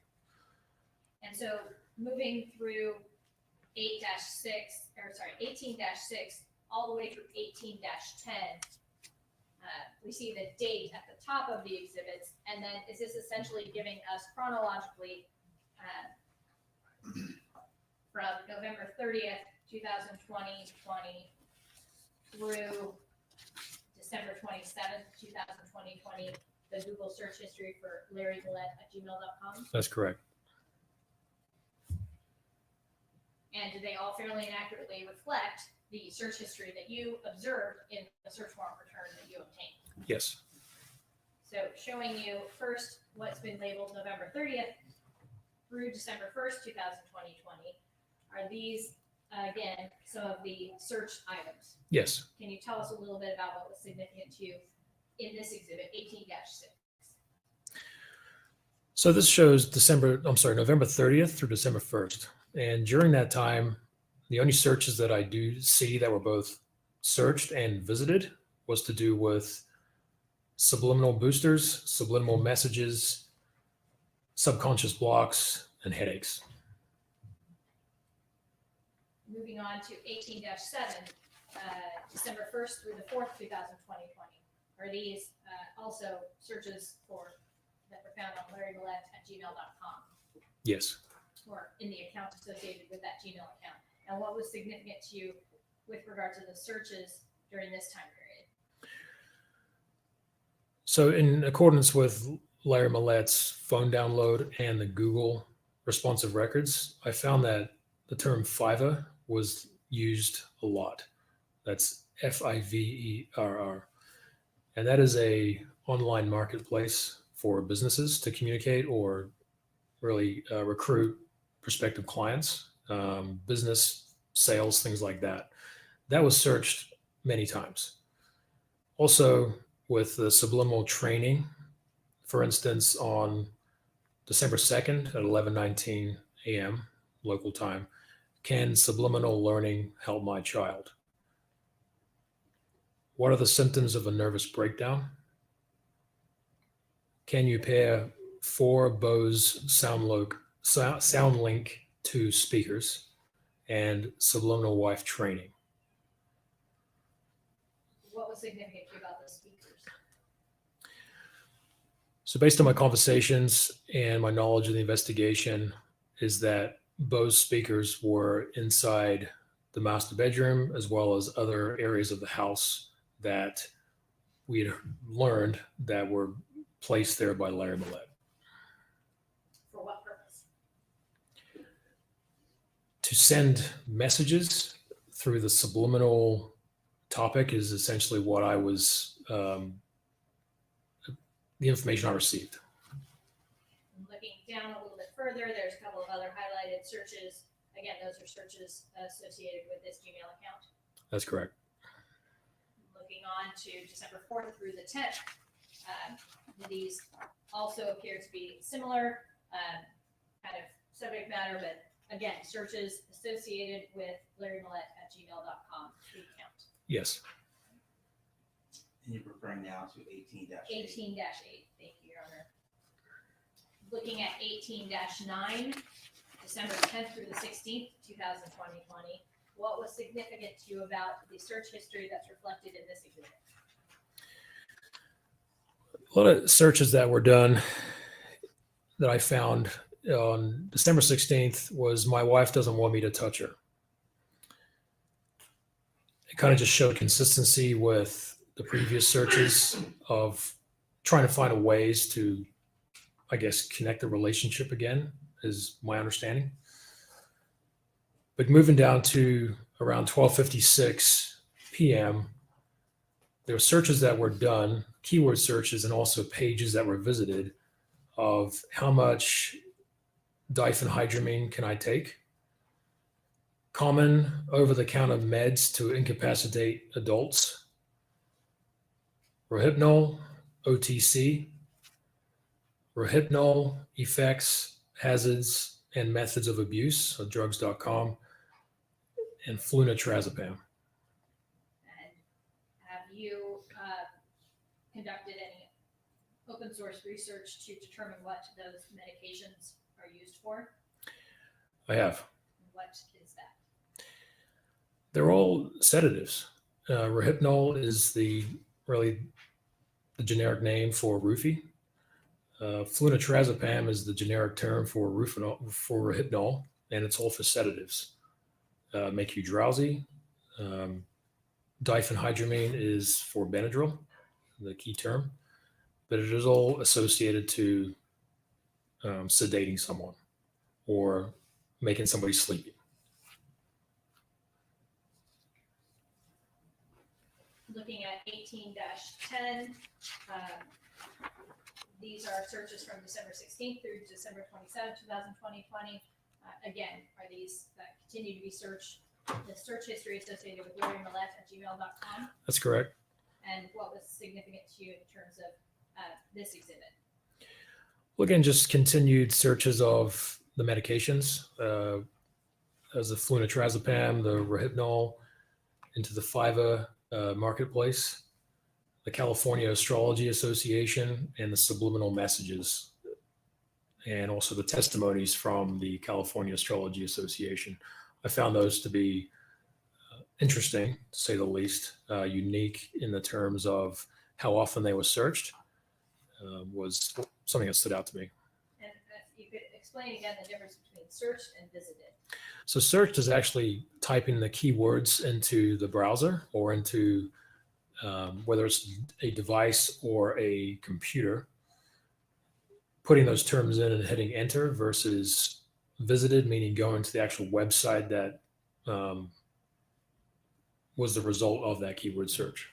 So for example, December 16, 2020 at 1:06 p.m., the user would have typed in the word Rohypnol and searched it, specifically that word. Correct. And a page of several links would pop up. Yes, And then if you actually click on one of the links, then that's visiting. that's correct.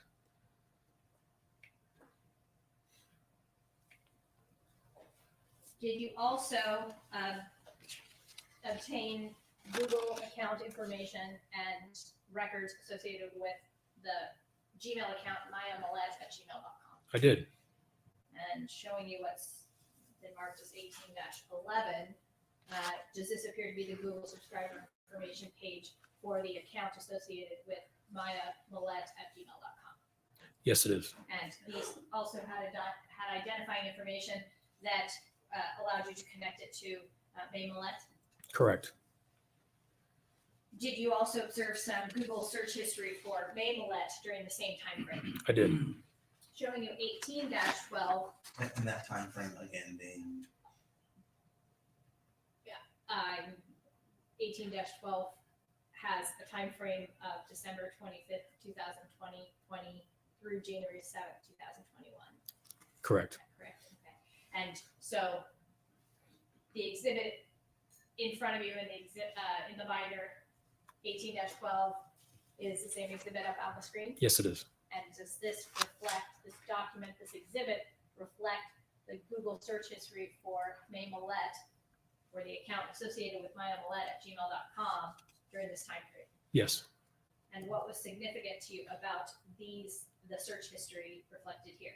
It was shown to me that May was seeking a way to move on with her life, in the terms of seeking for how much would it cost for mortgage, or how much mortgage can I afford.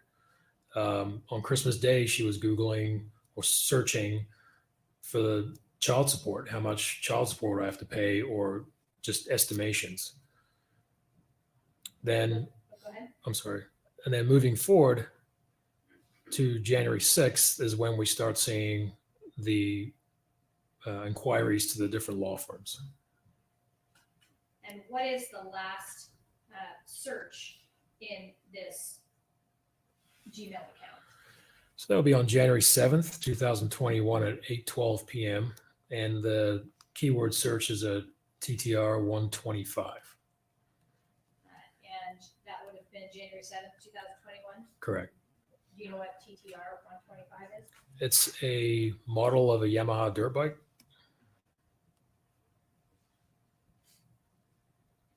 Was there any activity on this account for May Millete after this search, January 7th, 2021 at 8:12 p.m.? No.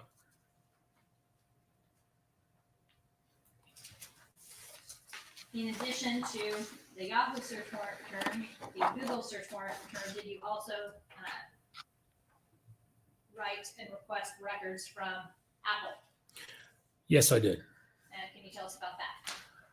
So on April 26th of 2021, I requested records from Apple to obtain account information for emails or phone numbers that we had identified belonging to Larry Millete and May Millete. And what did you find in terms of your review of that search warrant return? So it's essentially the iCloud information that gets stored on a device, or at least is sent up into the cloud. So this can include videos, pictures, and depending on the account settings, you may get iMessage content, locations, and applications that have been bought or at least purchased or updated during the time that I requested the records for. And did you request records associated with Millete? I did. Tell us about that. So the records I requested was for the Millete cell phone number and also the email address that we knew of that had been portrayed in the investigation. So they were sent to Apple. Apple, in accordance with what Google does and what Yahoo does, is finds any connecting accounts to that initial identifier. And so on receipt of those records, we found 2 additional email addresses, one that we already knew of, but an additional one that we had not obtained records for yet. And what was that? It was may.millete@navy.mil. And the second one was myemiliete@yahoo.com. And looking at, well, when you got this search warrant returned, did you document again your findings in a report? I did. And did you document what files you reviewed and the account identifiers? Yes, I did. Showing you what's been marked as Courts Exhibit 19-1. Is this an exhibit that you created to document the files that you referenced and the emails associated with the accounts for this Apple warrant return? Correct, yes.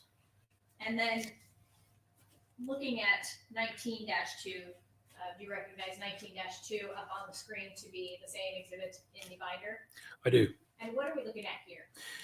So this is one of the items of evidence that Apple provides upon receipt of the search warrant. And this is an HTML file, which what that correlates as being a internet web page.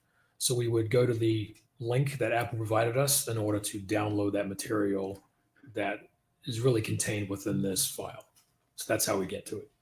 And so for when you conducted this analysis, how did you go about creating or extracting the information that you found to be relevant when you examined this warrant return? Unfortunately, I went through this manually,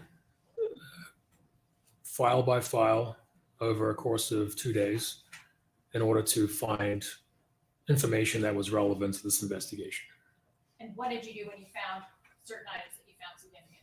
I flagged them as potential evidence and notified the Chula Vista Police Department. And did you also indicate, did you essentially create a PowerPoint? I did.